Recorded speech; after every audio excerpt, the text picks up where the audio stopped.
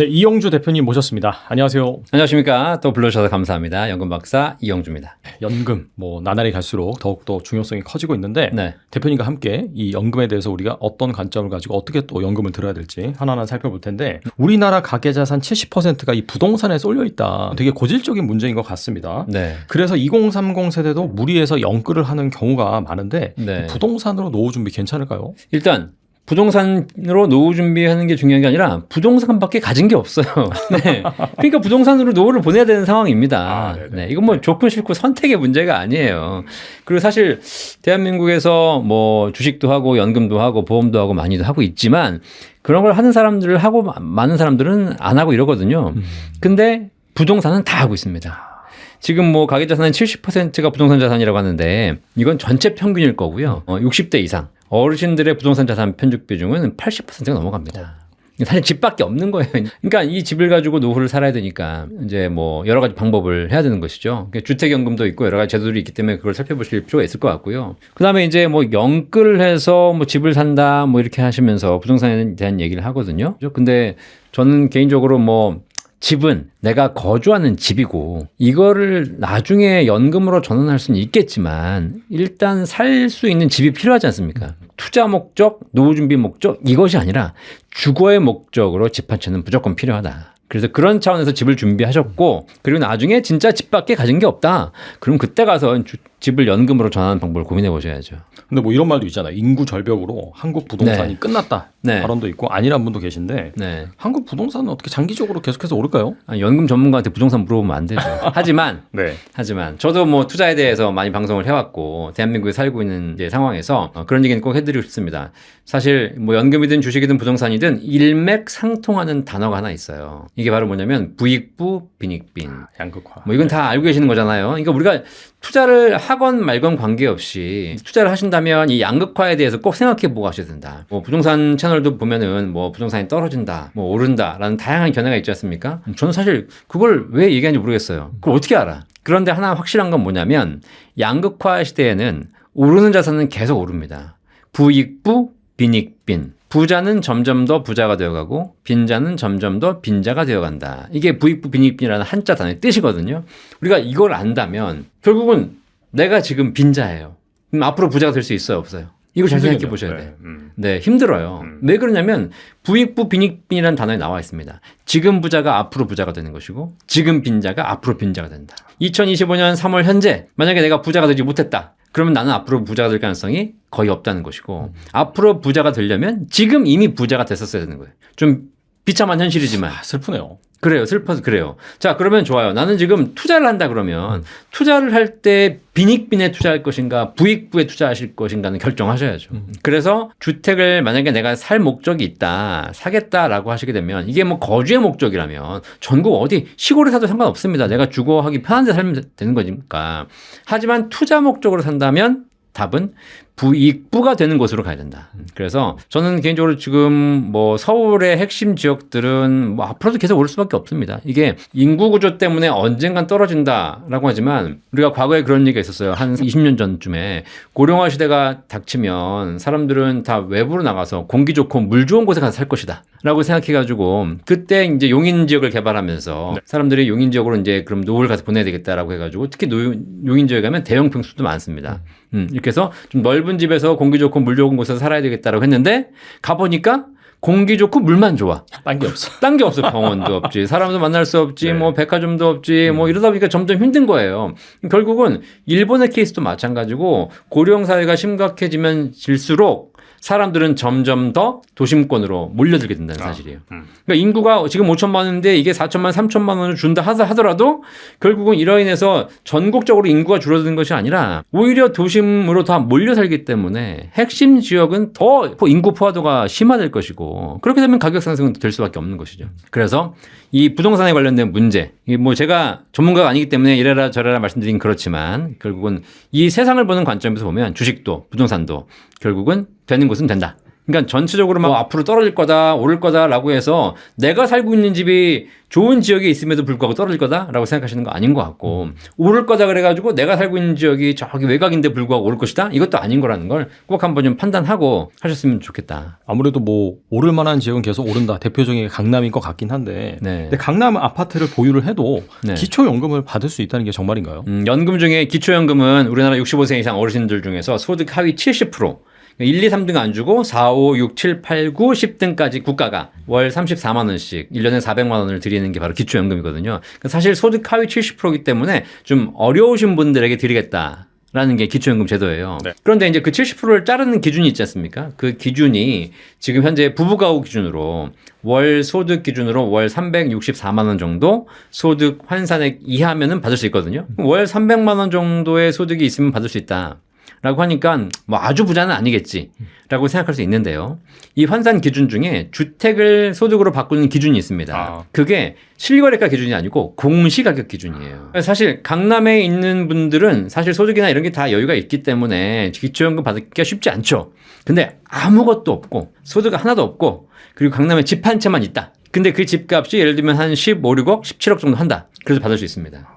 왜 그러냐면 17억짜리 집이면 사실 뭐 평균 집값 이상이기 때문에 굉장히 부자 아닙니까? 그렇죠. 네, 근데 사실 이제 사시는 분들 보면 진짜 집만 있으신 분들이 계세요. 이런 분들은 집 깎아먹고 살아야 돼요. 네. 자, 그런데 17억짜리 집이 있다. 그리고 공시가격은 12억 원 안쪽입니다. 그렇기 때문에 이거를 소득으로 환산했을 때 딱 기초연금 그러니까 합격 기준에 걸리는 분들이 계십니다. 그러니까 사실 이제 이론적으로는 강남에 집 한 채밖에 없고 아무것도 없다? 그러면 기초연금 받을 수 있는 가능성이 있긴 있죠. 그런데 이제 그분들이 다른 자산도 있을 것이고 연금도 있을 것이고 이러기 때문에 실질적으로 쉽지는 않습니다. 어쨌든 그런 기준에서 전반적으로 좀 조정이 필요하지만 지금은 그런 것도 충분히 가능하다. 우리나라는 주택연금 제도가 다른 나라에 비해서 잘 발달되어 있다라고 네. 하더라고요. 네. 주택연금 제도를 아직도 모르신 분들 위해서 설명을 해주신다면요? 네. 제가 좀 전에 이제 주택에 대해서 부동산 시장 이런 걸 이제 얘기해 드렸는데 사실 부동산이 오르든 떨어지든 관계없이 부동산, 주택의 본질은 무엇인가? 사실 이게 내가 편안하게 살기 위한 주거의 목적이잖아요. 근데 이게 지금은 사실 약간 좀 왜곡돼서 자꾸 주거를 가지고 투기를 하고 갭 투자를 하니까 이제 문제가 되는 것이지. 원래는 집은 살기 위한 목적 아니겠습니까? 그 집을 이제 평생 내가 마련해가지고 사는 게 가장 일반적인 거고 좋은 거죠. 그런데 이제 노후가 됐는데 집은 한 채는 있는데 노후 준비가 안 돼 있으니까 어쩔 수 없이 이제 집을 깎아먹고 살아야 되잖아요. 근데 집이라는 것이 뭐 벽돌인데 시멘트를 내가 깎아먹을 수 있는 것도 아니고 어디 막 뜯어가지고 먹고 살 수 있는 것도 아니고. 네. 그래서 우리나라는 전 세계 중에서도 가장 부동산 자산 비중이 높은 나라 중에 하나이기 때문에 국가가 2005년부터 도입한 것이 바로 주택연금 제도예요. 이게 뭐 세계적으로도 여러 군데 나라에서 있긴 하지만 사실 주택 비중이 높지 않은 나라들은 굳이 활성화될 이유가 없고 그렇죠. 다른 자산 많이 있으니까 뭐 미국 같은 경우에 401k가 잘 되어 있는데 굳이 뭐 집담보로 연금 받을 필요가 뭐가 있겠습니까? 네. 근데 우리나라는 그런 부분이 준비가 안 돼 있다 보니 집을 가지고 연금으로 활용해라 라고 해서 주택연금 제도를 만들었고요. 주택연금이 약간의 공공성이 있습니다. 그래서 사실 내 집을 담보로 평생 연금 받을 수 있는데 여기서 지급되는 연금액이 사람들에 따라 뭐 이게 연금액이 적다 많다에 대한 얘기가 있지만 사실 약간의 공공성이 포함되어 있기 때문에 일반적으로 내가 똑같은 돈을 가지고 다른 것을 하는 것에 비해서 주택연금은 훨씬 더 유리한 구조를 갖고 있고요. 또 하나가 주택연금이 내 집에 살면서 연금 받는 겁니다. 내가 이 집을 팔아서 길거리에 나앉아 있으면서 노숙을 하면서 그 돈 가지고 연금 받는 게 아니라 이 집에 평생 거주를 보장하면서 연금 받는 것이기 때문에 주거와 노후가 동시에 해결되는 굉장히 좋은 제도. 그다음에 혹시라도 내가 일찍 돌아가시게 되면 그 집이 집값이 5억인데 3억밖에 못 받고 돌아가셨다. 그럼 2억은 자녀가 가져갑니다. 그리고 집값이 5억인데 내가 오래 살아가지고 7억을 받아갔다. 그러면 추가로 2억을 더 받아갔으니까 자녀가 니네들이 2억을 토해내. 이렇게 얘기하지 않는다. 국가가 알아서 챙겨주는 것이다. 그렇기 때문에 주택연금 받으신 분들은 노후에 대해서 걱정할 필요 없이 신청해서 받으시면 굉장히 좋은 제도고요. 일단 부부 중에 한 분이라도 55세 이상이면 주택연금 신청 자격이 됩니다. 그 다음에 두 번째 목적이 공시가격. 공시가격으로 12억 원 이하인 주택을 보유하고 있어야 돼요. 내가 보유하고 있는 주택의 총 합계가 12억을 초과하게 되면 안 되니까 서민들 중심으로 설계가 된 것이고 그 다음에 내가 집이 여러 채가 있다 하더라도 반드시 실거주 의무가 있기 때문에 내가 살고 있는 집으로 가입하셔야 됩니다. 자, 이러면 그런 조건만 지키신다면 주택연금이 가입되는 것이고 연금을 가입하시면 평생 받을 수 있다. 주택연금 얼마 받냐? 70세에 가입했다고 했을 때 가입은 공시가격 기준으로 보지만 지급은 시세, 실거래가 기준으로 보거든요. 그래서 KB 시세나 한국 부동산 시세를 봅니다. 자, 그러면 시세 1억당 70세에 가입했을 때 월 30만 원 정도 나옵니다. 그래서 지금 또 이번 3월인데 이번 3월달에 주택연금 지급액이 또 소폭 올랐어요. 지난달에 가입하신 것보다 이번 달에 가입하신 게 더 유리해졌어요. 자, 그래서 1억당 한 30만 원이니까 내 집값이 한 5억이다? 그럼 월 150만 원씩 평생 연금 받으면서 이 집에 살면서 할 수 있는 굉장히 좋은 제도니까 제가 뭐 굳이 말씀 안 드려도 관심 있으신 분들 꼭 한번 좀 알아보시면 좋을 것 같고 부동산 자산 비중이 높은 대한민국에는 반드시 필요한 제도다. 최근 주요 은행 금리가 낮아지면서 네. 한국은행에서 계속해서 금리도 내리고 있고요. 네. 예금이자 3% 선이 무너졌어요. 네. 물가 상승률을 고려했을 때 예적금에 돈을 넣어두면은 오히려 이제 손해다라고 네. 하는 목소리가 많은데 노후 준비 측면에서 예적금에 넣어뒀던 현금을 어디로 옮기는 게 좋을까요? 자, 은행 예적금의 금리가 떨어지고 있습니다. 뭐 이제 사실 우리가 약간의 고금리가 좀 몇 년 지속되다가 이제 점점 뭐 떨어진다는 얘기가 나왔는데 아직 안 떨어지고 있다가 지금 떨어지고 있거든요. 자, 그러면 예적금 말고 또 할 수 있는 대상이 뭐였냐면 주식 펀드 같은 투자 자산이 있죠. 부동산도 있을 것이고. 자, 그런데 연금 박사, 연금 전문가한테 물어보면 뭐하라 그래? 그런 질문 저한테 주는 게 잘못한 거예요. 네, 저한테 주면 뭐라 그래? 연금 당연히 해야죠, 연금. 네. 물론 저한테 그런 질문이 많이 옵니다. 내가 돈이 있는데 이걸 ISA를 해야 됩니까? IRP를 해야 됩니까? 네, 뭐 잘 아시겠지만 우리 부티풀 시청자 여러분들은 ISA는 3년, 5년 단위로 목돈을 만들 수 있도록 국가가 세제 혜택을 부여한 상품이고 IRP는 나중에 55세 이후에 연금으로 받아라라고 하는 거거든요. 목적이 완전히 다른 거예요. 목돈 마련 목적이면 ISA로 가시면 되고 연금의 목적이면 IRP로 가면 됩니다. 일단 목적은 달라요. 여러분들이 예적금에 있는데 그 예적금을 가지고 좀 이따 나중에 만기 되면 찾아가지고 내가 무슨 뭐 대출을 갚아야 된다거나 아니면 교육자금에 써야 된다거나 뭐 집을 사야 된다거나 목돈 중심의 목적이 있으시다면 당연히 예적금 하셔야 되는 것이고 그걸 좀 옮겨서 약간은 리스크를 감수하더라도 주식이나 펀드 같은 것을 통해서 목적 자산 마련 이런 걸 하셔야 되는 거잖아요. 자, 그런데 그렇지 않고 만약에 내가 연금으로 노후를 준비하겠다라고 하게 되면 이건 반드시 연금으로 하시는 게 좋죠. 자, 일단 연금은 개인이 준비할 수 있는 연금 중에 크게 두 가지 축이 있지 않습니까? 연금저축 IRP 네. 같은 세제 적격 연금 상품이 있습니다. 납입할 때 세금을 환급받으면서 국가가 세제 혜택까지 주고 있으니까 네네. 이걸 가지고 꼭 꾸준하게 불입을 해서 55세 이후에 연금으로 탈 수 있는 그런 방법을 하시면 될 것 같고요. 다만 이제 IRP 연금저축 가입자들의 가장 큰 이제 고민거리는 뭐냐면 세제 혜택은 받아서 좋았는데 이걸 내가 운용을 해야 된다는 거잖아요. 근데 운용을 해야 되는데 여러 가지 뭐 정말 운용해서 확실한 수익이 보장돼 있으면 좋겠지만 결국은 내가 좀 장기 투자 목적으로 ETF라든가 펀드 뭐 이런 것들을 구성을 포트폴리오 짜야 된다는 겁니다. 그렇게 해서 그게 가능하신 분들은 그렇게 해서 운용을 하시면 될 것 같고. 근데 그렇지 않고 또 하나 이제 연금이 뭐가 있냐면 세제 적격 말고 세제 비적격 연금 보험이 있어요. 이거는 납입할 때 세제 혜택을 받지 못하지만 연금 탈 때 세금 없이 받을 수 있는 연금 보험들. 이거는 이제 생명보험사에서 가입하시는 거거든요. 그런 상품들이 있습니다. 세제 비적격 연금 보험들은 실제로 운용을 해야 되는 투자형 연금도 있고 그다음에 은행금리 정도 주는 그냥 안정적인 연금도 있는데 최근에 나와 있는 연금 중에서 종신연금 수령을 조건으로 딱 조건이 정해져 있어요. 그 조건으로 일정한 수익률을 최저 보장하는 이런 연금도 나와 있거든요. 그러니까 그 두 가지를 잘 포트폴리오 짜실 필요가 있는 거죠. 그래서 소득이 있으신 분들은 세액공제연금, 그다음에 추가로 더 하실 분들은 비과세연금.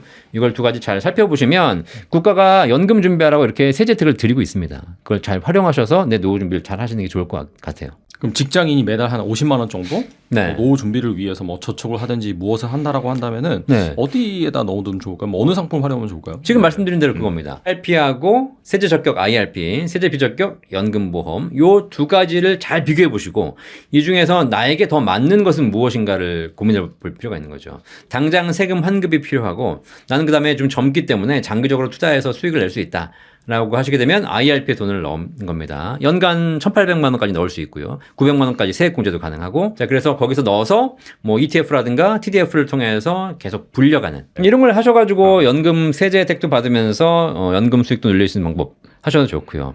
특히 50만 원씩 꾸준하게 불입하게 되면 적립식으로 들어가잖아요. 목돈이 한 번 들어가는 것보다 리스크가 분산되기 때문에 꾸준하게 하실 수 있는 방법이 있고, 그렇지 않고 나는 이런 건 이미 있으니 추가적으로 내가 좀 세금 없이 연금 받아야 되겠다. 그러면 비과세 연금 보험들도 잘 나와 있으니까 같이 하시는 게 좋을 것 같고. 근데 한 가지, 여기서 50만 원 정도를 하실 분들에게 제가 꼭 당부드리고 싶은 게 뭐냐면, 그러면 내가 이게 50만 원 정도를 할 거니까 여기 20, 저기 30, 저기 30, 20, 뭐 여기 40, 10 이렇게 분산하시는 분들이 계세요. 네. 분산 효과는 사실 있습니다. 하나를 다 하는 것보다는 나눠서 하는 게 좋아요. 근데 제가 한 20년 금융업계에 있어 보니 느끼는 게 있어요. 내가 한 달에 한 적금 불입할 수 있는 돈이 한 달에 100만 원 정도 있습니다. 네네. 그러면 50만 원 A, 50만 원 B 이렇게 나누는 거는 괜찮아요. 근데 내가 한 달에 한 30만 원 정도 할 돈이 있어. 여력이 많이 없어. 그거를 A에다가 15, B에다가 15만 원 이렇게 서로 나누는 거 이건 하지 마세요. 제가 해보니 별로 안 되더라고요. 의미 없더라고요. 이게 되게 좀 재밌는 결과가 있는데 한 달에 소액 10만 원, 20만 원씩을 꾸준하게 납입하시는 분들하고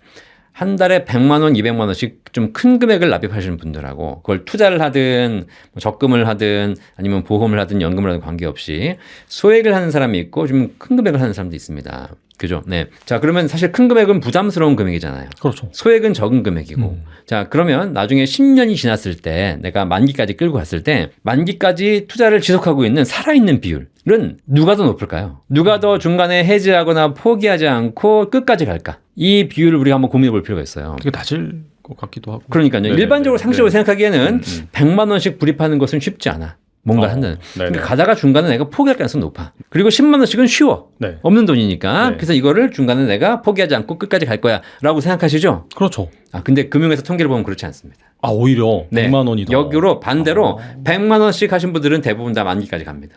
근데 10만 원씩 하신 분들은 중간에 다 셉니다. 왜 그럴까요? 왜냐면 10만 원씩 10년을 불입하잖아요. 그러면 1년에 120만 원, 10년에 1200만 원. 얼마 안 된다. 네, 얼마 안 돼요. 수익이 내가 따블이 나도 2400이에요.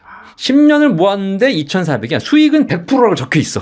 근데 2,400이야. 그러니까 뭐 이게 뭐냐면 가다 보면 내가 이 돈 여기서 모아가지고 무슨 의미가 있겠나. 이걸 2,400 모아가지고 차도 한 대 못 사요. 그러네요, 진짜. 그죠? 차값 비싸가지고. 그러니까 뭐 집은 당연히 아무 의미 없는 것이고. 그러니까 뭐냐면 금액을 적게 했더니 사람들이 거기에 대한 가치, 의미가 좀 떨어지는 경우가 있더라. 그래서 결국은 중간에 그냥 이거 딴 거 쓰지. 그리고 빼버리는 게 많더라는 겁니다. 반대로 한 달에 100만 원씩 10년을 불입한다 그러면 원금이 1억 2천이고 똑같이 100% 수익이 났을 때 2억 4천이 돼요. 그러니까 사람들이 돈 모으는 재미가 생기는 겁니다. 야, 이거 내가 10년 채워가지고 2억이 된다면 나는 이거 가지고 집 한 채는 못 사도 대출은 왕창 상환할 수 있는 것이고 이걸로 뭔가 할 수 있겠다. 이런 가치가 더 커진다는 거예요. 그래서 결국은 저는 한 달에 직장인께서 한 달에 50만 원 정도, 뭐 50만 원 이하의 소액으로 내가 뭔가를 꾸준하게 하고 싶으시다라고 하시면 제발 당부드리는데 이걸로 분산을 하면 별로 의미가 없어진다. 그냥 하나만 하셔라. 특히 50만 원 가지고 펀드를 들어오신 분들도 뭐 10만 원은 뭐 S&P, 또 10만 원은 여기 배당 펀드, 뭐 또 10만 원은 또 저기 무슨 뭐 이렇게 나누신 분 계시거든요. 아무 의미 없어요. 네. 해봐야 결국은 시간 지나면 다 그게 그거가 되는 것이기 때문에 차라리 그냥 50만 원 하나를 가지고 어떤 상품에 내가 투자할 것인지를 결정해서 하시는 것이 사실 시간이 지나놓고 보니 투자를 제가 한 10년, 20년 해보니 하나를 가지고 트레이딩 내가 준비하는 것이 훨씬 더 효과적이더라. 해지 비율도 낮고요. 그죠? 그럼요. 끝까지 가더라는 겁니다. 이거는 진짜 이 뷰티풀에 수많은 전문가들이 나와서 얘기하시겠지만 형이 그냥 한 20년 해본 결과야. 나도 다 해봤어. 10만 원짜리 해보고 50만 원짜리 해보고 다 해봤는데 결국 가는 건 큰 거 가더라. 집도 마찬가지예요. 집도 30억, 40억 갖고 있는 사람들이 그걸 그냥 붙잡고 있는 것이지 1억, 2억 갖고 있는 사람들은 계속 이건 뭐 답 없는데 뭘 하나 탔다 팔았다를 고민하게 되는 겁니다. 어쩔 수 없어요. 수많은 분들의 연금 상담을 하셨을 텐데 실제로 봤던 가장 이상적인 노후자산 포트폴리오를 소개해 주신다면요? 네, 연금에 있어서 가장 이상적인 포트폴리오. 일단 첫 번째가 뭐 개인연금 투자 이런 것이 아니고요.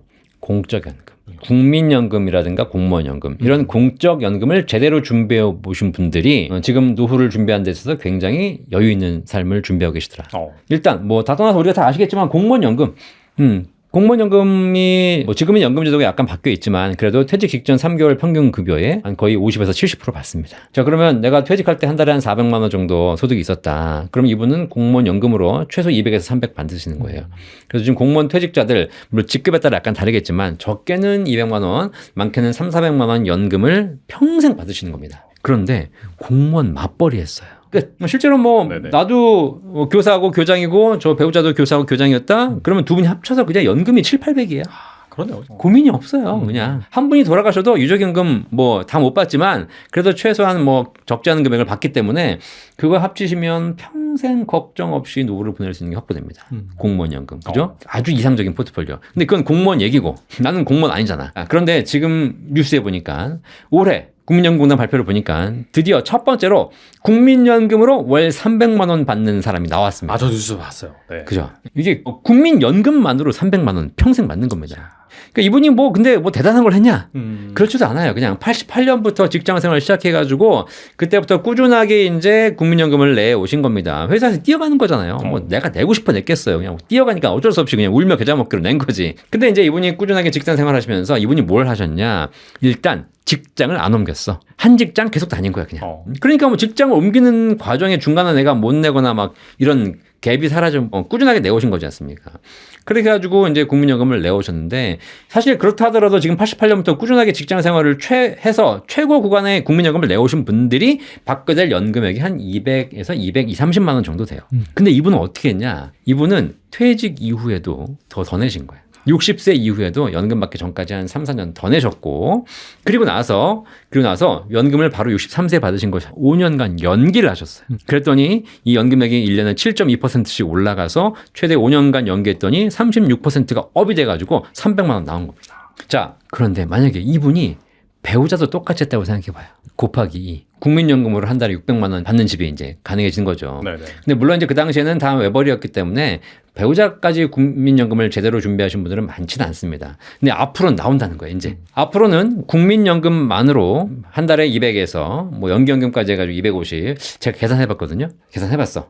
앞으로 10년이 지나면 국민연금으로 월 390에서 400 받는 사람이 나옵니다. 아, 진짜요? 왜냐면 이제 국민연금이 계속 물가 상승률을 연동해서 올라가잖아요. 그리고 지금 이제 가입하셨던 분들이 점점점 이제 늘어나면서 가입 기간이 지금 월 300만 원 받으신다라고 뉴스에 나오신 분, 그분이 가입 기간이 몇 년이냐면 88년부터 시작해서 2024년까지 연기연금 빼면 2020년까지 불입하신 거예요. 그러니까 사실 그분이 가입하신 기간은 대략 32년 불입하고 연기연금하고 뭐 이렇게 해가지고 받으신 거야. 근데 지금은 이제 어떤 분이 나오냐면 88년부터 시작해서 40년 풀로 가입한 사람이 2028년에 나옵니다. 거기다가 임의계속 가입까지 연기하게 되면 앞으로 10년 후에 연금 받으실 분은 그냥 최고 금액이 400만 원도 나올 것이다. 자, 그렇기 때문에 이 공적 연금만 잘 준비하셔도 충분히 노후 준비가 가능한 포트폴리오가 나온다. 그 다음에 두 번째로 주택연금 있잖아요. 좀 전에 설명드린 거. 네네. 집을 담보로 연금 받는다. 자, 이렇게 해서 내가 공적 연금으로 한 달에 뭐 적게는 2, 300, 많게는 3, 400씩 확보를 했어요. 자, 그런데 주택연금이라는 게 있지 않습니까? 주택연금도 아까 제가 약간 공공성이 있다 그랬죠. 국가가 지원하는 것이기 때문에 내가 살고 있는 집이 예를 들면 5억이다. 한 7억이다. 그러면 이걸 연금으로 바꾸면 아까 70세 1억당 월 30만 원. 그러면 5억이면 150만 원, 8억이면 대략 한 250만 원. 이렇게 나옵니다. 네. 자, 그러면 주택연금으로도 200이에요. 딴 거 한 거 없어. 그냥 국민연금하고 주택연금으로 월 500이 끝나. 거기다가 직장생활 했을 거 아닙니까? 퇴직금이 있을 거 아니야. 그죠? 네. 퇴직금을 평생 일해가지고 퇴직하는 시점에 뭐 적게는 1억, 많게는 2, 3억씩 퇴직금 받아 나왔다. 이거를 IRP로 받아가지고 거기서 연금으로 수령하게 되면 만약에 한 달 1억이 들어가 있다. 한 달에 100만 원씩 10년간 받을 수 있고요. 2억이면 100만 원씩 20년 받을 수 있어요. 자, 그러면 퇴직금 가지고도 일단 한 20년간 100만 원씩을 평생 수령할 수 있는 구조가 나오는 거예요. 이게 연금 준비의 가장 이상적인 포트폴리오입니다. 자, 그런데 제가 지금 말씀드린 거예요. 여기에 개인적으로 추가로 준비하거나 노력이 들어갔습니까? 없어요. 개인연금은 아직 시작도 안 했어. 아까 제가 말씀드린 뭐 세제 적격, 세제 비적격 연금보험 이런 건 그건 필요도 없었고 그냥 직장생활 열심히 하면서 국민연금, 그다음 퇴직금, 내가 살고 있는 집으로 주택연금 요 세 가지만 제대로 준비해도 연금은 걱정 없다. 근데 이제 이 세 가지가 안 됐기 때문에 거기다 이제 추가적으로 개인 스스로 준비해야 되는 개인 연금으로 넘어가는 것이죠. 자, 그래서 연금에 있어서 좀 이상적인 포트폴리오를 준비하고 싶고 하시는 분들 1순위로 공적연금, 그다음에 주택연금, 퇴직연금 이런 부분에 대한 것들을 먼저 좀 살펴보셔라. 그걸 거기에 좀 부족한 부분이 없는지를 채우시고 그리고 나서 이제 부족한 부분을 개인 연금으로 준비하시는 거다. 올해부터 ISA, IRP 등 연금 계좌에서도 배당세를 내도록 법이 바뀌면서 많은 퇴직연금 가입자들이 좀 충격을 받았어요. 네. 연금 계좌에 넣어놓은 돈을 지금이라 좀 빼야 되나 그렇게 생각하시는 분들이 있는 것 같은데 어떻게 하는 게 좋을까요? 물론 지금 국가에서 제도가 이제 시행이 됐음에도 불구하고 이 부분에 대한 인지를 좀 못했고 국가에서도 좀 알려주는 시점이 늦었고 늦었죠, 많이 늦었죠. 그러다 보니까 이게 사실 뭐 입법은 3년 전에 됐음에도 불구하고 지금 와서 이제 이런 상황이 발생하니까 좀 많이 당황하셨죠. 네. 그런데 그렇다고 해가지고 연금 계좌에 넣은 돈을 뺀다? 그럼 어떻게 되냐면 지금 당장 세금을 다 내셔야 되는 겁니다. 사실 좀 아쉬운 건 뭐냐면 지금 연금을 이미 받고 계신 분들은 그 이제 연금계좌 배당소득세 그 부분도 세금을 부담하셔야 되는 것이고 거기다 연금 탈 때 또 연금 소득세까지 부담하셔야 되기 때문에 이건 이중과세가 발생하고 있거든요. 그죠? 근데 이제 국가에서도 발표한 내용을 보니까 이건 문제가 있는 겁니다. 어쨌든 이중과세는 하면 안 돼. 안 되죠. 네, 안 돼요. 그러면 이걸 나중에 결국은 이제 시스템 보완해서 해결을 할 겁니다. 그렇기 때문에 이중과세가 되는 일은 없을 거고, 뭐 저는 개인적으로 이중과세 지금 이미 세금을 이중으로 내고 계신 분들은 나중에 국가가 다 경정 청구를 통해서 환불을 해줘야 된다고 생각해요. 그러니까 이거는 우리가 논의할 필요가 없어요. 잘못된 거기 때문에 잘못된 건 복구하는 게 맞아. 그죠? 그런데 이제 중요한 거예요.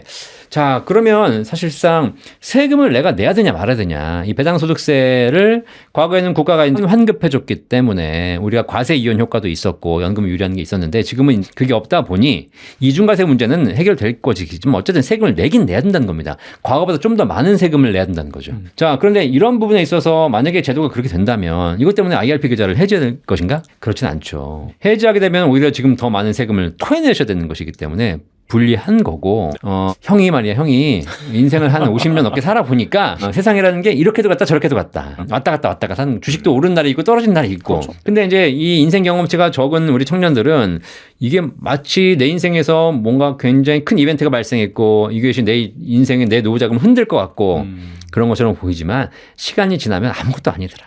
우리가 산을 올라갈 때도 보면 저 목표에 산을 놓고 올라가요. 고지가 한 1000m 돼. 자, 그러면 올라갈 때 이렇게 쭉 올라가는 게 아니잖아요. 올라갔다. 또 사실 약간 뭐 내리막 있었다가도 오르막 내리막 있었다가 이런 거거든요.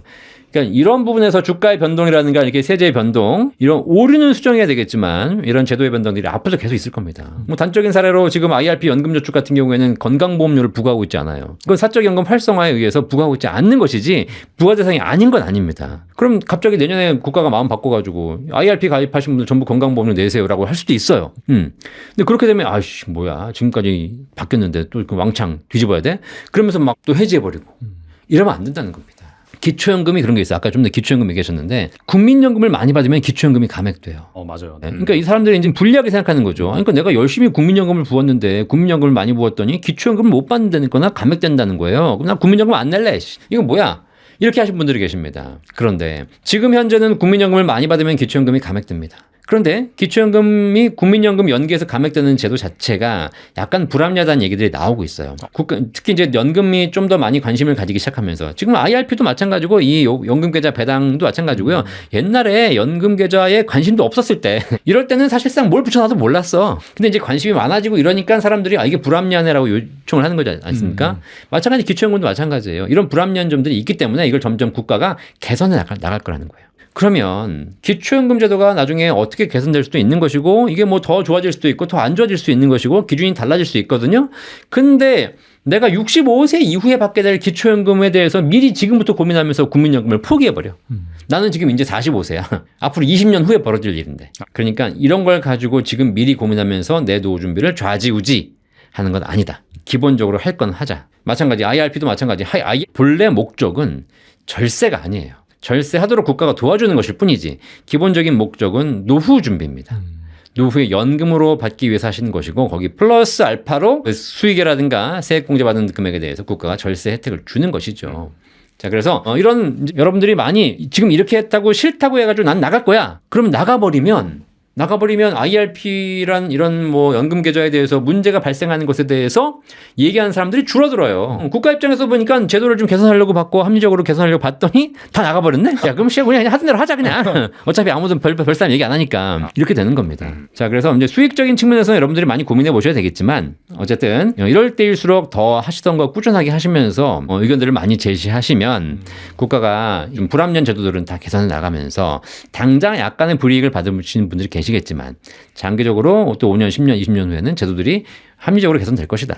그러면 정작 여러분이 연금 받게 될 그 시점에는 오히려 더 유리한 제도가 될 수 있으니까 오히려 제가 보기에는 일희일비하지 마셔라. 통계청에 따르면은 한국의 평균 퇴직 연령은 53세다라고 하더라고요. 50대에 연금을 포함한 금융자산이 얼마 정도 있어야지 노후에 돈 걱정을 안 할 수 있을까요? 50대요? 네. 저도 50대인데. 대표님이시죠? 네. 그렇죠. 네. 아니 뭐 대표라고 해가지고 항상 돈을 많이 버는 건 아니고 저는 다만 이제 저는 거의 한 20년 가까이 연금을 준비해왔잖아요. 제가 연금 얘기하다 보니까 제가 연금을 더 많이 준비하는 겁니다. 그런데 연금과 금융자산이 포함해서 얘기하셨는데 사실 연금은 금융자산 아니에요. 연금은 연금자산이에요. 네, 금융자산과 비교하시면 안 됩니다. 그래서 목돈과 연금의 차이점도 말씀드렸는데 일단 연금은 50대쯤 되셨다면 최소한 국민연금, 퇴직연금 이런 개인연금을 포함해서 한 가정에 월 300만 원 이상은 준비해 놓으셔야 돼. 그럼 어떻게 되냐? 내가 국민연금 공단 들어가 보시면 국민연금 65세부터 예상 수령에 나와 있습니다. 그거 보시면서 내 거와 내 배우자 거 같이 확인하시면서 준비하시고 퇴직금 얼마나 쌓였는지 인사팀에 전화하면 다 나오거든요. 뭐 전산으로도 조회가 가능할 테니까. 그럼 퇴직금을 가지고 내가 연금을 나눠받게 되면 한 달에 얼마씩 받을 것이다. 대략적인 금액이 나옵니다. 어차피 퇴직금은 n분의 1이니까. 자, 그렇게 해가지고 그 국민연금, 퇴직연금을 가지고 지금 한 월 300만 원 정도가 기본 최소 생활비이기 때문에 이걸 준비되는지 체크하시기 바라겠고요. 그게 안 되신 분들은 국민연금, 퇴직연금 조금 더 늘리셔야 되는 것이고 그 다음에 53세에 갖고 있는데 내가 다른 자산이 좀 있다. 이거를 연금화할 수 있는 자산이 무엇인가를 찾아보셔서 목돈을 연금으로 가입한다든가 아니면 지금 아직 여유가 있으니까 꾸준하게 내가 아직도 한 5년, 10년 더 준비해서 65세, 70세부터 연금 받을 수 있는 자산을 만들어 놓으시는 게 좋습니다. 그래서 월 500만 원 정도의 평생 월급 만들어야 된다. 이걸 제가 진짜 목이 아프도록 주창하고 있는 거예요. 대한민국에서 뭐 적든 많든 어디 살든 관계없이 노후에 안정적인 노후를 보내기 위해서는 누구나 다 평생 월급 500만 원 만들기.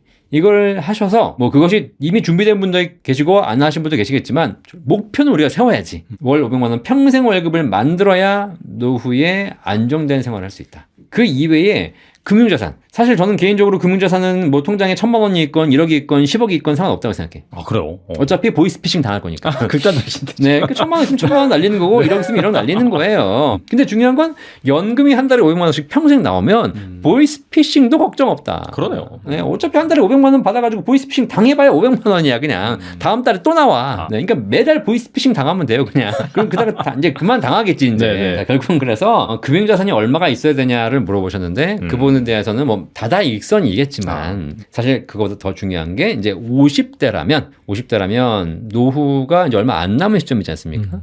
그러면 이제 내 통장에 1억 있나 5억 있나 5천만 원이 있나를 따지기 전에 평생 월급 500만 원이 준비되었는가. 그걸 먼저 준비하셔야 된다. 그리고 50대 재취업은 이제 선택이 아닌 필수다라는 얘기가 있는데 네. 재취업을 할 경우 국민연금이 반토막 날 수도 있나요? 이게 이제 50대건 60대건 노후에 이제 연금이 부족하잖아요. 그러면 연금으로 준비하는 방법이 있고 또 하나가 뭐냐면 일하시면 됩니다. 사실 뭐 일이라는 것이 50대, 60대에 내가 퇴직한다고 해서 더 이상 일 안 하는 건 아니지 않습니까? 요즘 제가 60대, 70대를 상담해 보면 예전 60, 70대가 아니야. 예전에 60대는 환갑이고 이제 막 손주들 나와서 재롱잔치하고 이제 얼마 안 남았으니까 인생을 정리하고 이런 식이었잖아요. 근데 요즘은 60대, 70대를 만나봐도 도대체 이분이 40대야, 50대야? 흰머리 하나도 없고 말짱하신 분들이 많습니다. 그러다 보니까 이제는 우리가 60대라고 해가지고 쉬는 건 아니고 뭔가 일을 더 하실 필요가 있다. 그것이 내가 과거에 일을 해왔던 그걸 그대로 연장하는 것일 수도 있고 아니면 새로운 일일 수도 있고 뭐 이걸 좀 준비하셔가지고 자격증 준비하신 분도 많거든요. 그래서 인생 2막의 재취업이 필요하다. 이거 국가가 권장하고 있고 그리고 이렇게 하셔가지고 아주 나이든 8, 90대까지 일할 수는 없겠지만 적어도 인생에서 10년, 20년을 더 일하는 거는 굉장히 중요하고 그럼으로써 생산력도 생기고 활력도 생기고 할 일도 있고 돈도 벌고 좋습니다. 그런데 지금 현재 국민연금 제도가 어떻게 되어 있냐면 국민연금 제도가 63세, 64세부터 연금 받으시는데 국민연금을 받을 때 다른 소득이 열심히 일해서 소득이 있으면 연금이 감액되는 제도를 만들어놨어요. 이게 사실 만들었다기보다는 이게 초창기부터 있었죠. 불합리한 제도 같은데 자기가 뭐, 낸 만큼 받아야지. 네, 그 당시에는 60세 이상 살기도 쉽지 않았고 그다음에 60세 이게 무슨 일이냐 그냥 쉬어야지. 괜히 일해서 힘들게 살지 말고 그냥 연금 받아라. 그래서 연금 개시 이후에 5년간 근로, 사업, 임대소득 요 세 가지 소득이 월 소득금액 기준으로 한 달에 308만 9천 원 이상 있으면 국민연금이 5년간 감액됩니다. 수가 있어요. 근데 이제 사실 그건 옛날 얘기고 지금은 사람들이 노후에 일을 해야 되지 않습니까? 국가도 노후에 일하는 걸 권장하고 있죠. 노인 취업 뭐 그럼요. 장려하죠. 네. 네. 그래서 내가 그러면 국가가 권장하니까 국가가 시키는 대로 노후에도 연금 받으면서 근로 사업 임대 소득을 만들었더니 국민연금이 감액되는 거예요. 최대 50%까지 감액되는 겁니다. 자, 이 제도는 없어져야 될 제도입니다. 그래서 오히려 열심히 일하고 소득을 만들어내신 분들에게 이익은 못 줄지언정 피해를 주면 안 되는 것이죠. 지금도 방법은 있습니다. 그냥 안 받고 연기하면 돼요. 예, 그러면 감액을 안 되니까 소득이 있어도 5년간 연기하면 5년 이후에는 연금 개시 이후로부터 5년 이후에는 소득이 있어도 연금을 다 주기 때문에 사실 걱정은 없습니다. 그런데 뭐 이건 내가 그냥 감액 안 당하려고 연기하고 이런 뭐 편법을 쓰는 걸 오히려 조장하면 안 되잖아요. 그러니까 깔끔하게 노후에 일하시는 분들은 연금 감액하지 않겠습니다. 라고 국가가 법을 바꾸면 되는 겁니다. 그죠? 그래서 이런 부분에 대해서는 우리가 좀 바꿀 필요가 있고, 국민연금은 피할 방법이라도 있지, 공무원연금은 피할 방법도 없어요. 공무원연금은 무조건 감액입니다. 소득이 일정한 기준 이상의 소득이 있으면 감액되는 것이고요. 국민연금은 5년간만 감액인데 공무원연금은 평생 감액이에요. 그죠? 자, 그래서 이런 부분에 대해서 우리가 좀 국가가 많이 좀 해주셔야 될 필요가 있을 것 같다는 생각이 들어요. 우리나라를 비롯해서 전 세계 선진국들이 인류 역사상 한 번도 경험하지 못한 초고령 사회에 진입을 했는데 노인 사회가 겪는 문제점은 어떤 것들이 있어요? 우리가 지금 2024년 12월, 작년 12월이죠. 12월 기준으로 초고령 사회로 진입했습니다. 초고령 사회가 우리나라 65세 이상 노인 인구가 전체 인구의 20%가 넘는 사회예요. 자, 그럼 퀴즈. 대한민국의 65세 이상 노인 몇 명? 65세 이상 인구 20% 넘지 않나요? 그러니까요. 그렇죠. 자, 네네. 우리가 한 번도 생각해 본 적이 없기 때문에 말은 얘기해요. 초고령 사회고 노인 인구가 20% 초과되면 초고령 사회로 들어갔다라고 하는데 그러면 우리 사회에 도대체 노인 인구가 몇 명일까? 1000만 명. 그러니까 이제 이걸 계산해 보시면 그냥 바로 이렇게 나오는 거예요. 네네. 근데 물어보면 실제로 뭐라냐면 무슨 뭐 100만 명, 200만 명, 30만 명 이렇게 얘기하고 계셔. 이거 내가 내 입으로 답을 얘기했음에도 불구하고 실제 답을 물어보면 모르시는 거야. 자, 65세 이상 노인 인구가 20%가 넘었어요. 우리나라 전체 인구 얼마? 5천만. 대한민국 5천만 인구가 있는 거 모르는 분 안 계시지 않습니까? 네네. 5천만의 20% 얼마야? 1000만 명이에요. 1000만 명. 그래서 우리나라의 현재 노인 인구가 1000만 명이 넘었습니다. 이게 이제 앞으로 30, 40 해서 50%까지 간다고 해요. 그러면 우리나라 뭐 인구가 점점 줄겠지만 전체 인구의 1000만 명, 2000만 명 노인 시대가 열린다는 겁니다. 자, 그럼 지금 질문하신 대로 이렇게 노인 인구가 늘어나면 과연 어떤 일이 벌어질까? 근데 이런 분들이 계십니다. 아, 10명 중에 2명이 노인이야. 아직 10명 중에 8명은 젊은이잖아. 그러면 아직 문제는 없는 거 아니야? 라고 아주 편하게 얘기하시는 분들이 계십니다. 자, 그분들을 위해서 제가 우리 사회가 어떤 일이 벌어지는지 알려드릴게요. 일단 10명 중에 2명이 노인이에요. 그럼 나머지 10명 중에 8명은 젊은이지 않았습니까? 네. 그 중에서 학생들, 초중고 학생들 있죠. 자, 이 친구들은 낮에 어디 있죠? 학교에 있죠. 학교에 있습니다. 밖에 안 나옵니다. 그러면 젊은 30, 40대는 직장을 다니잖아요. 그렇죠. 이 친구들은 낮에 어디 있죠? 회사에 있죠. 회사에 있어요. 사무실에 있어요. 네? 자, 그러면 젊은 어린 친구부터 학생들은 전부 학교에 있고 30, 40대 젊은이들은 전부 직장에 있어. 그러면 이 고령 사회, 초고령 사회에 낮에 돌아다니시는 분들은 누구야? 노인들이네요. 전부 노인들이에요. 그러니까 길거리에는 10명 중에 2명이 아니라 10명 중에 5명 이상이 노인입니다. 심각한 거예요. 그러다 보니까 이제 사실 우리나라에서 가장 빠른 고령화 속도를 보이고 있는 동네가 이제 지방 중에서도 부산이거든요. 부산을 한번 가보시면 거리에 보시면 전부 할아버지 할머니들 다니고 계신 거예요. 그러니까 할아버지 할머니들은 뛰어다녀요? 걸어다니죠. 그렇죠. 네. 걸어 다니신 분 정상적으로 걸어 다니시는 건 다행이고 일단 약간 등이 굽은 상태고 천천히 걸어 다십니다. 그러니까 그 사이에 저도 이제 급하게 막 이제 뭐 외부에 강의 가가지고 막 뛰어다니려고 하게 되면 앞에서 할아버지 할머니가 계시면 뛸 수가 없잖아. 내가 젊은이들은 막 해가지고 약간 비켜주세요. 그럼 가면 되는 거지만 저분들은 비켜주세요도 안 비켜. 비킬 수가 없으니까 일단 그러니까 이제 그런 면에서 사회가 점점점 생산성, 활력이 떨어지는 게 되는 것이죠. 자, 그럼 우리가 생각하지 못했던 수많은 문제들이 발생하게 돼요. 일단 뭐 우리가 살고 있는 아파트 단지 내에서도 점점점 빈집이 늘어나면서 빈집이 늘어나면 가장 큰 문제가 뭔지 아십니까? 집에 동네에 빈집이 늘어난다. 그러면 동네가 무슨 약간 슬럼화 되어 간다라고 얘기하시는 분들이 계시거든요. 맞아요. 근데 중요한 건 이 슬럼화는 되긴 되는데 이 슬럼화는 빈집이 생긴 이후부터 수년 후에 벌어지는 일이에요. 그런데 빈집이 생기면 다음 달에 벌어지는 일이 있어요. 뭐냐면 관리비가 안 들어와요. 그러네. 관리비가. 그 집은 비었으니까 관리비 안 낼 거 아닙니까? 그럼 다른 사람이 부담하는 관리비가 높아지죠. 그럼요. 내가 우리 동네에 예를 들면 100가구가 있는데 100가구가 전부 다 관리비를 내면은 아파트가 문제없이 올라가죠. 근데 이 100가구 중에 30가구가 비어있네? 그러면 70가구가 나머지 30가구 관리비를 다 내야 돼요. 왜 아파트 관리비가 70가구 산다고 해가지고 관리비가 70%만 들어가는 건 아니지 않습니까? 그죠? 그러니까 이런 부분에서 내가 부담해야 될 비용들, 아파트의 청결 상태라든가 관리 이런 것들의 문제가 생기기 시작하는 것이죠. 아까도 말씀드렸지만 저는 개인적으로 가장 큰 문제가 이런 것 같아요. 지금 우리가 물건을 살 때 어디 가죠? 마트 가죠. 네네. 마트. 네. 그죠? 마트라는 것이 동네에 딱 큰 게 있습니다. 자, 그러면 마트 갈 때 걸어가는 분 보셨어요? 동네 마트 뭐 거리에 따라 다르긴 한데. 네. 네네. 근데 잘 생각해 보시면 아시겠지만 집 앞에 있지 않는 이상 네. 대부분 다 마트라는 것이 반경 2, 3km에 있는 사람들을 흡수하거든요. 그래서 마트의 가장 핵심적인 시스템이 주차장이에요. 다 차 타고 옵니다. 그리고 마트에서 살 때 우리가 무슨 뭐 카트 끌고 해가지고 뭐 이렇게 뭐 두세 개 사갖고 나오는 게 아니잖아. 대부분 왕창 사갖고 나오지 않습니까? 네네. 그거 어떻게 들고 가요? 차에 실어서 가야죠. 차에 실어서 갑니다. 그러니까 결국은 마트, 대형 마트가 존재할 수 있는 가장 기반이 주차장이에요. 사람들이 차 타고 온다는 겁니다. 그런데 고령화되면 차를 타요, 안 타요? 안 타죠. 있는 차도 버려야 되는 거예요. 그렇죠. 네, 이제 뭐 80세 이상이면 면허증도 반납하자. 이런 일이 벌어집니다. 그러니까 나이 드신 분들이 많아지면 많아질수록 이 사람들은 운전을 못하게 되는 것이고, 그럼 어떻게 돼요? 잘 보시면 어르신들 한번 보세요. 마트에 가가지고 왕창 싣고 오는 경우 없어요. 그냥 동네 근처에 있는 데 가셔서 꼭 필요한 거 몇 개만 사가지고 오시는 겁니다. 그 산책 삼아니 나오시는 것이죠. 자, 그러면 결국은 고령화가 심각해지면 지금 우리는 대형마트 중심으로 도시가 발달하고 있지만 과연 외곽에 있는 대형마트들은 살아남을 수 있을까? 이런 걸 잘 생각해 보시면 우리가 생각하지 못한 문제점들이 굉장히 많이 나오고 있다. 근데 우리는 이걸 생각하지 않은 상태에서 지금 당장 뭔가 사회를 더 개발하고 있고 하고 있지 않습니까? 지금 저는 부동산도 마찬가지예요. 재건축, 재개발 언제까지 할? 뭐 5층짜리 아파트를 부셔가지고 30층짜리 아파트를 만들고 30층짜리 아파트를 부셔가지고 70층짜리 만들고 가능을 해 이론적으로. 근데 중요한 건 그것도 돈이 있으면 충분히 가능해요. 그런데 이 동네에 사시는 분들이 전부 다 어르신들이야. 자, 재건축하는데 보통 적게는 10년, 많게는 2, 30년이 걸려요. 음아파트 지금 40년째 못하고 있어. 네. 재건축 얘기가 나왔어. 네. 내가 지금 70세, 80세야.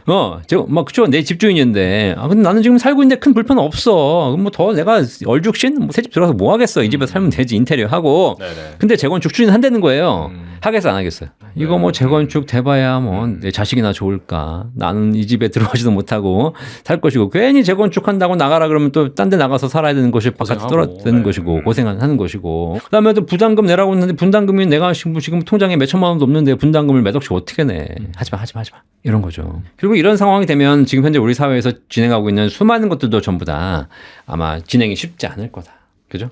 그래서 뭐 이 질문 주셨으니까 제가 드리는 말씀이에요. 그냥 과연 어떻게 변화할 것인가 한 번쯤 우리가 생각해 보면서 사실 저도 정책이라든 제가 이제 회사를 운영하는 입장에서 보니까 당장 문제가 있는 걸 해결하기 위해서 근시안적인 대책을 많이 쓰게 돼. 그런데 사실 장기적으로 놓고 보면 이 근시안적인 대책이 당장의 위험, 당장의 리스크는 줄여주지만 사실 장기적으로 보면 잘못된 정책인 경우가 많이 있거든요. 그래서 그런 걸 우리가 생각해 보시면서 좀 내 재테크를 좀 판단하실 필요가 있을 것 같다. 요즘 공식적인 노인 연령을 뭐 70대로 높이자는 말이 나오면서 복지 혜택 축소 우려도 나오는데 연금 쪽에도 변화가 있을까요? 어떻게 당연하죠. 네, 일단 65세가 70세로 바뀌면 국민연금 개시 연령도 65세인데 이걸 70세로 바꾸자는 얘기 나올 거고 그거는 뭐 나중에 바꿀지 안 바꿀지 모르겠지만 기초연금은 노인 연령에 직접적인 영향을 받거든요. 그러면 65세인데 70세로 바꾸겠다? 그럼 바로 기초연금도 70세부터 받는 겁니다. 이렇게 노인에 대한 개념이 65에서 70으로 바뀌면 연금은 당연히 영향을 받는 것이고요. 자, 그러면 70세로 바뀌는 것이 좋으냐 안 좋으냐? 나는 65세부터 받을 줄 알았는데 70세로 바뀌는 바람에 못 받는다? 라고 생각할 수도 있겠지만 어쩔 수 없어요. 사실 우리의 퇴직 연령은 지금 65세라고 되어 있지만 원래 국민연금은 최초에 60세부터 수령했습니다. 이걸 늦춘 거였죠. 평균 수명이 길어지고 기대 수명이 길어지면서 노인 연령은 늦출 수밖에 없다. 다만 이거를 나중에 늦췄다 해가지고 나중에 70세로 한 번은 늦춰버리면 거기에 대한 굉장히 부담이 커지겠죠. 네. 자, 그래서 저는 이런 논의가 나오는 것에 있어서 반대를 하면서 지금 65세 연금 받아야 되는데 왜 70세로 늦추냐, 이거 안 된다, 반대 해가지고 뭐 앞에 광화문에 모여가지고 반대, 이럴 게 아니라는 겁니다. 사실 그게 아니라 어쩔 수 없이 우리 사회의 구조상 노인 연령이 점점 늦춰지는 건 어쩔 수 없어요. 그러면 국민연금 마찬가지. 국민연금도 20년 전에 논의가 나왔을 때부터 차근차근 변화가 있었다면 지금 아무 문제 없이 국민연금 제도가 잘 흘러갔겠죠. 근데 20년간 아무것도 안 하고 있다가 지금 와서 개혁하려고 하니까 이게 이제 폭탄이 되어가는 것이고 충격이 되어가는 거잖아요. 마찬가지 노인 연령도 마찬가지. 지금부터 꾸준하게 차근차근 이제 국가가 안정된 상태에서 한 살 한 살씩 늦춰서 70세로 갈 수 있는 그런 제도를 국가도 만들어내야 되는 것이고 국민들도 일단 내가 약간 불편한다 하더라도 이건 인정하고 가셔야 돼요. 그냥 내가 당장 내년부터 받아야 되는데 이게 못 받는다 그래가지고 막 이렇게 뭐 불만하기 시작하면 결국 후세대로 폭탄을 넘기시게 되는 것이고 그렇게 되면 나중에 더 큰 문제가 발생한다. 목돈 10억 만들어두면 노후 걱정이 없다는 말이 있는데 목돈보다 연금이 더 좋은 이유? 목돈 네네. 10억 만들어두면 노후 걱정이 없다라는 말은 네네. 누가 한 얘기야 누가? 모르겠어요. 저는. 예. 이 말 자체가 틀린 네. 겁니다. 아. 목돈 10억을 만드는 순간 노후 걱정이 늘어나요. 잘 한번 생각해봐요. 통장에 젊을 때도 그래. 돈이 많으면 되게 행복할 것처럼 보이지만 돈이 많이 쌓이면 그 다음부터는 고민이 늘어납니다. 어떤 고민일까? 자, 한번 생각해보면 내 통장에 갑자기 10억이 생겼어. 그럼 무슨 고민할까? 야, 이거를 은행에 넣어두자니 이자는 별로 없네. 아, 어디다 또 이걸 될지. 어디다 굴려야 되지? 라는 생각이 듭니다. 자, 그죠? 네. 자, 그러면 이제 일단 그 고민이 시작이야. 그 고민이 행복한 고민인 것처럼 보이지만 일단 내가 뭔가를 넣어야 되는데 넣자니 불안하고 안 넣자니 더 불안하고 네네. 그래서 뭐 투자를 일부 하기로 했어. 그럼 일부러 하기로 했더니 이제 막 갑자기 그동안 안 보이던 게 보여. 내가 지금까지는 주식이란 거 한 번도 관심이 없었는데 갑자기 이제 우리 부티프를 보기 시작하면서 이제 다양한 정보를 주지 않습니까? 네. 좀 그렇게 해요. 그러면 사실 부티프에서 시킨 대로 하면 돼. 여기 우량한 펀드들이라든가 좋은 방법들을 투자에 대한 원리들을 잘 설명해 주니까 하면 돼요. 근데 중요한 건 참 신기한 게 뭐냐면 부티프를 보다 보면 자꾸 이상한 영상들이 또 떠. 아, 스폰서 영상, 연관 연상. 연관 영상이 뜨기 시작하는데 거기는 뭐냐면 분명히 부티풀에서는 이렇게 좀 미국이라든가 국장, 미장에 투자해서 꾸준하게 투자하셔가지고 안정적인 수익을 내라라고 돼 있는데 갑자기 스폰서 영상이 뜨기 시작하면서 야 무슨 뭐 연간 5% 10% 내봐야 네 인생 바뀌겠니? 이건 우리는 월 10%야. 그러면서 갑자기 내 핸드폰에 문자가 오기 시작해. 그 문자 뭐 갑자기 단톡방이 열리면서 거기 뭐라 나왔냐면 저희 뭐 투자하면 수익 얼마나 낼 수 있을까요? 이렇게 하면 되시는데 저희가 뭐 가이드 해드릴게요. 저한테 맡기시고 뭐 전화만 주시면 지금 뭐 수익 내고 있습니다. 뭐 이렇게 뜨지 않습니까? 이런 유사수신부터 시작해서 굉장히 잘못된 투자를 권유하는 것들이 늘어납니다. 그러면 처음에 안 믿어. 그러다가 이걸 좀 더 하기 시작해. 관심 있게 보면서 거기다 해가지고 날리시는 경우가 되게 많아요. 그 다음에 돈이 있으면 또 뭐냐 이제 친구들이 또 연락이 와. 야, 너 돈이 좀 있는 것 같은데, 요즘 사업 잘 되는 것 같은데, 나한테 한 1억만 꿔주라. 라고 얘기합니다. 그죠? 근데 없으면 말하면서 내 말에 힘이 실려. 나 돈이 없어. 이때 가진 게 어딨냐, 이 새끼야. 그죠? 나 지금 내 먹고 살 돈도 없다. 그런데 통장에 10억이 있잖아요. 그럼 말이 어떻게 되는지 아십니까? 야, 너 없어. 돈 없어. 내가 먹고 살 돈도 없는데 돈 어딨냐? 이런 얘기 아니라, 사실, 근데, 좀 그렇다, 내가. 이러면서, 뭔가의 여지를 남기게 돼. 그럼 이제 안 그래도 그러면 이제 주변에서 이제 돈을 빌려달라는 얘기 많아집니다. 빌려주는 순간 못 받아요. 자, 이래서 결국은 목돈을 가지고 있게 되면 내가 하지 않았던 고민들이 늘어나게 되는 것이고 그게 올바른 선택으로 가기보다 잘못된 선택으로 가는 경우가 더 많다라는 겁니다. 뭐 이거는 사실 일부의 사례가 아닌 것 같고요. 저는 굉장히 많은 사례인 것 같고 나이가 들면 들수록 더 심해진다. 왜냐하면 나이가 들수록 판단력이 흐려지기 때문이에요. 그래서 목돈 10억 만들어두면 노후의 걱정이 더 많아진다. 아시겠죠? 그래서 목돈 만들지 말라는 얘기가 아니라 연금을 준비하자. 연금을 갖고 있으면 아무 걱정이 없어. 목돈 있어도 내가 없어도 돼. 오히려 연금을 가지고 계신 분들이 목돈 투자를 더 잘해요. 안정이 돼 있으니까. 그죠? 욕심 부릴 필요가 없잖아요. 네네. 그죠? 네. 제가 주변에 봐도 위험한 투자를 하시는 분들은 대부분 다 안정된 자산이 없기 때문에 그러더라고. 그렇죠. 그래야지 이제 일확천금 노리는 그런 심리가 그렇죠. 있는 거죠. 네네. 근데 부자들, 자산이 안정돼 있으신 분들은 그렇게 하지 않아요. 그냥 은행 예금만 두고 있다가 진짜 기회가 왔을 때 들어가는 겁니다. 진짜 뭐 IMF 글로벌 금융위기처럼 진짜 현금 가지신 분들은 가지고 있다가 기회가 왔을 때 그때 베팅을 하는 것이지. 근데 돈이 없는 사람들은 당장 내일 먹고 살기 위해서 뭔가를 불려야 되는 거니까 이 기회를 기다리지 못하는 거예요. 그래서 안정적인 소득을 먼저 준비하신 이후에 목돈을 따로 모셔라. 그리고 최근 그 월 500만 원 평생 월급 만들기 강좌를 그 어스 얼라이언스에서 오픈하셨는데 여기에 대해서 소개해 주신다면요? 우리 사회가 지금 여러 가지 뭐 투자라든가 이런 문화를 통해서 돈을 모아가는 것에 굉장히 관심이 많으신데 저는 이제 그것과 별도로 노후에는 반드시 연금이 필요하다. 이 연금 전도사. 그렇죠? 네, 연금에 미친놈. 이거든요. 네. 자, 그러다 보니까 우리 노후를 보내기 위해서 가장 중요한 게 뭔가 봤더니 평생 월급 500만 원 만드는 목표를 전 국민에게 줘야 되겠다. 그래서 뭐 이미 달성하신 분도 있고 뭐 아주 먼 분도 계시겠지만 일단 목표는 가져야지. 월 500만 원이 누군가에게는 굉장히 큰 돈이지만 누군가에게 크지 않은 돈일 수도 있는 것이고. 근데 살아보니 월 500까지 만들지 않아도 행복하신 분들 계시겠지만 서울 수도권에서 살려면 500만 원 있어야 돼요. 그래서 월 500만 원 평생월급 누구나 만들 수 있는 방법. 사람들이 어렵다고 생각하는데 이게 가능하거든요. 이걸 할 수 있는 방법들을 노하우를 다 압축해서 모아서 만들어 놓는 강의가 이번에 평생월급 500만 원 만들기 강조합니다. 사실 연금 박사 유튜브를 보시면 다 있어. 다 있는 내용인데 사실 이제 일반인들은 그게 어디 있는지 찾다 보면 이 내용 따로 저 내용 따르고 뭐 연결 어떻게 시켜야 되는지 잘 모르기 때문에 우리가 그러잖아요. 체계적으로 공부하지 않으면 올바른 길을 가기가 쉽지 않죠. 부티풀도 수많은 영상들을 올리지만 저는 개인적으로 그렇게 생각해요. 수많은 영상을 개별적으로 보는 것은 개별적인 정보만 듣기 때문에 체계적이지 못하다. 그러면 결국은 내가 뭔가에 관심이 생기고 제대로 준비하려면 1장 1절부터 공부해야 된다. 그래서 1장 1절 연금의 중요성, 1장 2절 국민연금, 1장 3절 뭐 퇴직연금. 체계적으로 연금에 대해 공부하면서 내가 갖고 있는 연금을 효율적으로 준비할 수 있는 방법을 총집대성한 강의를 제가 어스하고 얼라이언스 같이 얘기해서 거기서 제가 강사로서 이제 강의를 만들었고 그 강의 오픈 강좌를 이번에 오픈했죠. 물론 약간 유료입니다. 공짜는 아니고요. 돈은 제가 받는 게 아니라 그 강의 업체에서 다 설정해서 하는 거기 때문에 저는 어쨌든 많은 분들이 좀 더 이 강의를 들을 수 있도록 강의료 좀 많이 비싸게 받지 말라라고 얘기했으니까 여러 가지 막 할인 또 쿠폰도 있고 또 이벤트도 하는 것 같습니다. 만약에 여러분들이 그걸 수강하신다면 뭐 여기 아래 댓글에서 들어가겠죠. 네, 이 사이트로 들어가셔가지고 수강하신다면 연금에 대한 종합적인 내용을 한 번에 보실 수 있는 20강짜리 오픈했으니까 꼭 한번 봐주시면 노후주 설계하는데 도움이 되실 겁니다. 앞서서도 목돈 10억보다도 오히려 월 500만 원씩 연금 들어온 게 훨씬 더 가치가 있다고 말씀하셨는데 그런 탄탄한 알찬 연금 포트폴리오를 내 사정에 맞게 구축하시려면 한번 꼭 들어보시면 분명히 좋은 결과가 있을 거라고 생각이 됩니다. 지금까지 이영주 대표님 나와주셔서 감사합니다. 감사합니다.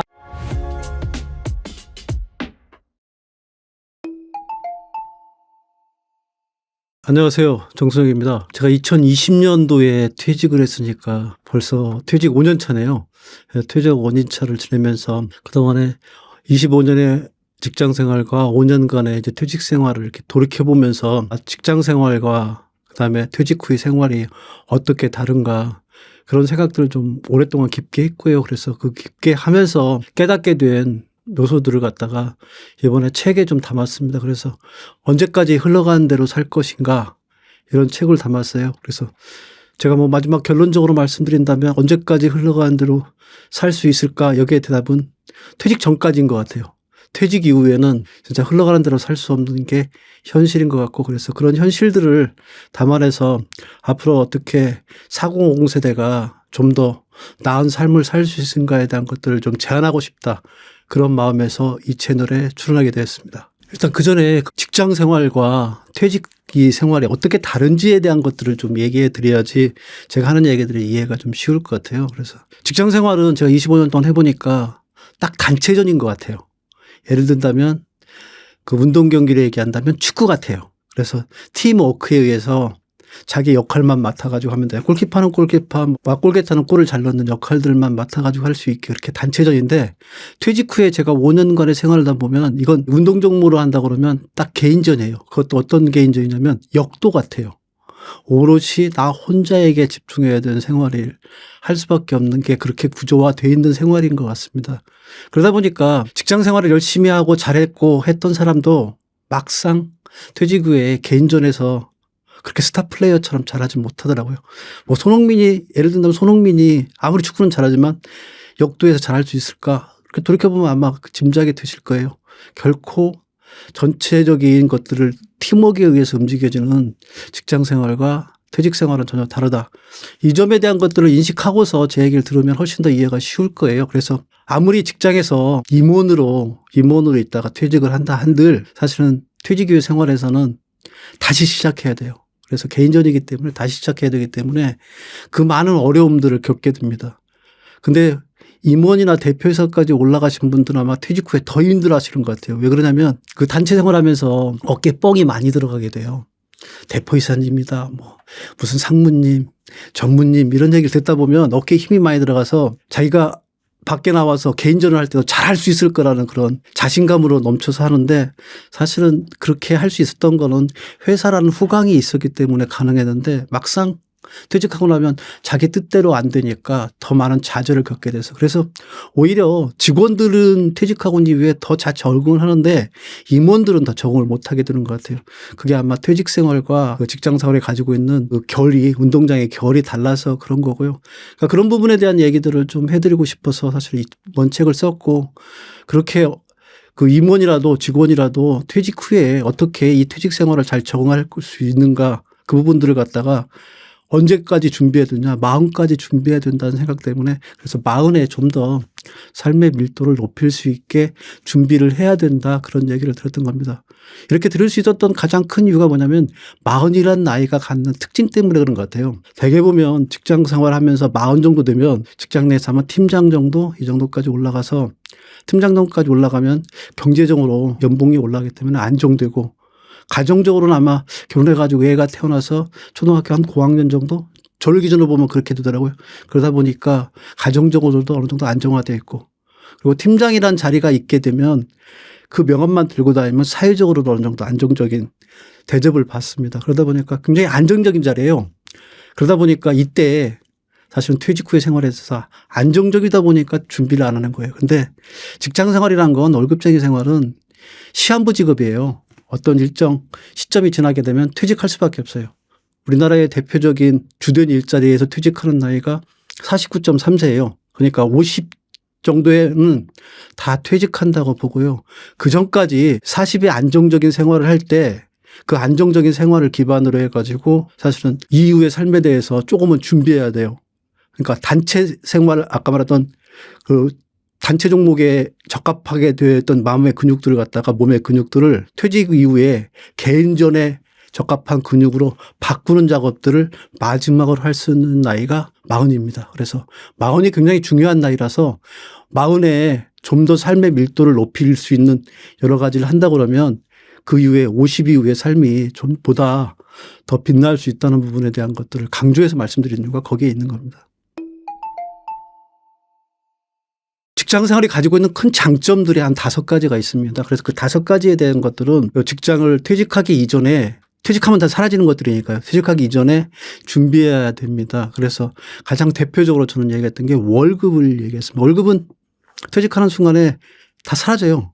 그러면 그럼 마흔에 이 월급을 어떻게 어떤 마음 어떤 관점으로 바라봐야 되느냐 이 부분들이 분명하게 정립되지 못하게 되면 50 이후에 그 소득이 떨어지는 이런 상황에서는 분명한 어려움을 겪게 됩니다. 그래서 마흔에는 이 월급이 단순하게 월에 쓰는 급여라는 생각으로 생각하지 마시고요. 50 이후에 삶을 준비할 수 있는 자산이라는 생각을 가지고서 좀 모으고 투자하고 하는 작업들을 마흔에 하셔야 됩니다. 그래서 월급을 바라보는 관점을 달리하는 게 마흔에 해야 될 첫 번째 부분이고요. 두 번째 부분은 직장을 그만두게 되면 반드시 잃어버리는 게 또 하나가 중요한 부분이 뭐냐면 명함이에요. 이 명함은 사실은 그러니까 단순한 종이 쪼가리가 아니라 사회적인 나의 증표예요.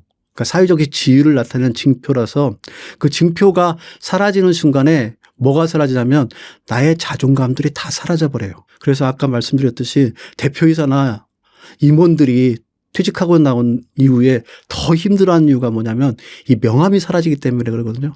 우리는 어쩔 수 없이 50이 되건 60이 되건 더 자존감이 세지면 세졌지 줄어들지는 않거든요. 근데 실질적으로 사회에서 대접해 주는 거는 자존감을 지킬 수 없는 지경으로 굴욕감을 갖다 제공하기 때문에 그래서 마흔에 가지고 있는 이 명함이 있을 때 이 명함이 있을 때 자기만의 명함을 어떻게 바꿀 건가에 대한 것들을 고민해야 된다. 그래서 마흔에 심각하게 가져가야 될 필수 요소로서 명함이란 부분들을 얘기해 드린 겁니다. 그리고 세 번째 부분은 인맥이에요. 사실 직장 생활을 하다 보면 인맥들 많잖아요. 저 같은 경우도 진짜 술 한잔 먹고서 머리띠 두르고 우리 때는 그랬는데 머리띠 두르고서 너하고 나하고 이제부터 형제야. 그래서 알코올로 형제되는 사이로 해서 너는 뭐 이 자리에서 떠나서 너가 퇴직을 하든 뭐 하든 너하고 나는 끝까지 가는 거고 내가 너 다 도와줄 거야. 이렇게 하는데 사실은 퇴직하고 나면 싹 사라져요. 그래서 99%가 다 사라져버리기 때문에 그래서 직장에 다니면서 그 90% 사라지는 인맥한테 뭐 잘하라 이런 뜻이 아니라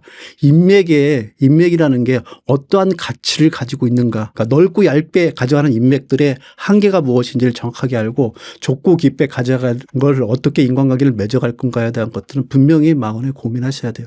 퇴직하고 나면 99% 사라지고 난 다음에는 붙잡을 수 없어요. 가지고 100%를 다 가지고 있을 때 그때 자기가 인간관계에 좀 더 깊고 깊고 좁게 들어갈 수 있는 부분들을 가져가셔야만이 충분히 그 인맥에 가지고 있는 장점들을 이용할 수 있다. 이게 세 번째 부분이고요. 네 번째 부분은 사실은 퇴직 이전에 자격증과 취미 하나쯤은 꼭 있었으면 좋겠어요. 그러니까 자격증은 뭐냐면요.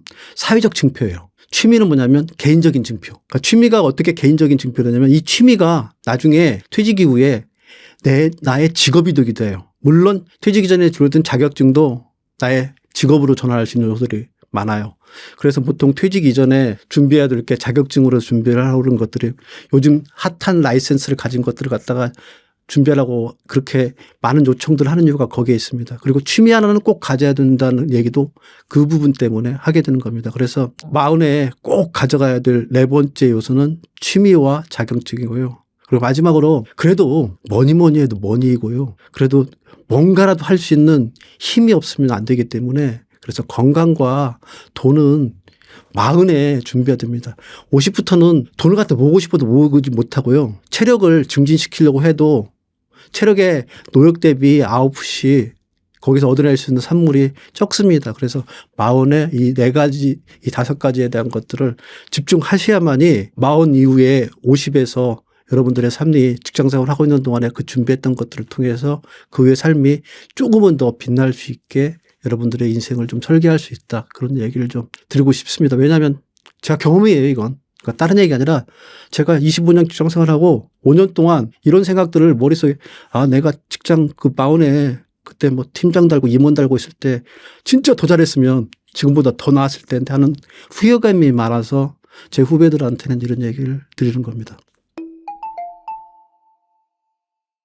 앞에서 말씀드린 다섯 가지는 필수 요소라고 보시면 되고요. 이 필수 요소를 갖다가 달성하는 데 보다 더 중요한 요소들이 세 가지가 있습니다.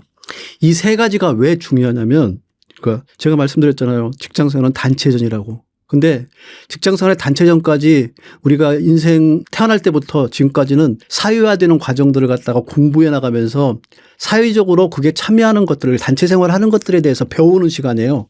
그래서 뭐 우리가 초등학교를 가고 중학교를 가고 고등학교 대학교를 가고 직장을 가는 것들은 사회화의 하나의 과정인데 50부터는 무슨 일이냐면 사회화가 아니라 개인화의 과정이에요. 다시. 그러다 보면 개인적으로 나의 지분이 많은 것들에 대해서 투자를 할 수밖에 없어요.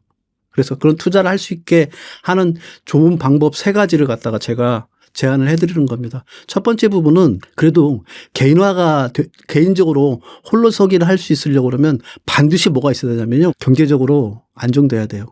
그래서 그 기본적인 경제적 안정을 위해서 마흔에는 저는 재테크는 꼭 하라고 합니다. 마흔에 재테크가 반드시 필요하다는 얘기를 그래서 하는 거예요. 그리고 두 번째 부분은 자기 안에 있는 가능성이 사회화 과정에 대한 것들은 공부 많이 왔지만 개인 안에 있는 잠재적인 가능성이 무엇인지에 대해서 깊게 생각해 볼 기회가 그렇게 많진 않아요. 근데 50 이후에는 개인 나 안에 있는 가능성이 무엇인가에 대해서 깊게 고민해야 될 수밖에 없게 인생이 그렇게 흘러갑니다. 그러다 보니까 내가 누구인가를 찾기 위한 공부를 해야 돼요. 저는 그 공부 방법으로 글쓰기를 제안하는 겁니다. 그래서 마흔에는 50에 나와서 다시 글쓰기 한다 그러면 글쓰기라는 게 어느 정도의 시간이 축적되지 않으면 좋은 글쓰기를 하고 자기 개발할 수 있는 글쓰기를 못 되기 때문에 그래서 꼭 마흔에는 자기 개발할 수 있는 글쓰기를 반드시 하셨으면 좋겠습니다. 사실은 마흔까지 대부분의 사람들은 인풋만을 해온 거예요. 남의 지식을 습득하고 그 남의 지식을 갖다 강제적으로 습득하고 남이 해놓은 매뉴얼대로 따라하고 이런 것들만 했지 내 안에 있는 걸 갖다 끄집어내서 아웃풋을 해본 경험이 없어요. 근데 글쓰기가 가장 좋은 아웃풋이기 때문에 아웃풋을 하다 보면 내가 어떠한 인간이 분명하게 보이기 시작할 거예요. 그러면 그렇게 보여지는 나를 통해서 50 이후에는 살아갈 수 있기 때문에 반드시 글쓰기를 통해서 내가 누구인지 바라보기를 바란다는 그런 말씀들을 드리는 겁니다. 그리고 세 번째 부분은 일을 노리화라는 얘기를 제가 강조를 합니다. 특히 직장 생활할 때 40 정도면 일을 지겨워서 아마 죽는 사람들 주변에 많더라고요. 이걸 내가 왜 해? 근데 어떤 월급쟁이들은 일을 진짜 재밌어서 하는 인간들이 있어요. 그 일이 거의 놀이예요. 뭐 잘 아시는 뭐 대표적인 사람을 얘기하라고 그러면 스티브 잡스 같은 사람이 그런데 물론 그런 사람 밑에 있으면 죽어나 하죠. 근데 스티브 잡스란 보이는 일을 갖다 그렇게 재미있게 했기 때문에 자기 삶의 평생이 행복했던 사람이에요. 우리 삶은 워크앤라이프 밸런스를 맞추는 것 중에 가장 좋은 방법은 뭐냐면요. 워크가 플레이가 돼야 돼요. 그렇게 되면 직장 생활이 재밌기 때문에 직장 이후 밖에 생활하고 또 재밌고 여기도 재밌기 때문에 온 인생이 재밌어져요. 그걸 언제 발견해야 되냐? 40에는 꼭 발견해야 돼요. 그래야지 50 이후에 일을 놀이처럼 하면서 살아가야지. 그렇지 않으면 일을 놀이처럼 하지 않게 된다면 무슨 일이 벌어지냐면요. 50 이후에 또 남이 강요하는 일들을 하게 돼 있어요. 자기가 일을 놀이처럼 해가지고 그 일에 대한 진수를 자기가 안으로 끌어보내고 50 이후에 살아간다 그러면 자기가 즐겁게 살아갈 수 있는데 그렇지 않으면 또 남이 강요한 일들을 할 수밖에 없어요. 저 같은 경우에는 다행스럽게 사실은 글쓰기를 해서 지금은 작가라는 일을 하고 있는데 작가라는 일을 하면 저 앉아가지고 막 4시간 5시간 글을 써도 너무 재밌어요. 이건 뭐냐면 내가 일을 지금 놀이처럼 하고 있는 거예요. 작가라는 건 글 쓰는 게 일이잖아요. 근데 이게 재밌는 거예요. 그걸 갖다가 40에 직장 생활할 때 배우셔야 됩니다. 이게 아까 말했던 것처럼 사회화되어오는 과정 속에서 직장 생활을 했다면 이제는 개인화되어오는 과정 속에서 나의 강점을 내가 일에서 얻어낼 수 있는 행복적 요소가 무엇인지를 갖다가 다 끌어들이게 내기 위해서 그렇게 해야 된다는 얘기를 드리는 겁니다. 그래서 첫 번째 부분 얘기 드리는 건 그래도 뭐니 해도 머니가 없으면 아무것도 못 해요. 그러니까 돈이 좋은 이유는 내가 하고 싶은 일을 내가 하고 싶은 사람과 하고 싶은 때 할 수 있는 게 돈의 힘이에요. 그런 걸 할 수 있는 기본 바탕을 머니로 돈으로 만들어야 되기 때문에 재테크는 반드시 40에 하셔야 됩니다. 그리고 40이 재테크가 가장 좋은 시기예요. 왜냐하면 아까 말씀드렸잖아요. 경제적으로도 안정돼 있고 사회적으로도 안정돼 있고 그래서 가정적으로 안정돼 있기 때문에 이때 재테크를 할 수 있는 부분들이 많습니다. 그래서 그 부분들을 하셔야 되고요. 글쓰기와 일을 놀이하는 부분들 이 세 가지를 40에 하신다고 그러면 여러분들의 인생은 아마 50 이후에 더 빛나게 되지 않을까 하는 생각으로 제안을 드리는 겁니다. 그러니까 재테크라는 건 투자잖아요. 그러니까 자기 본업 이외에 나머지 것으로 돈을 버는 게 재테크라고 하니까.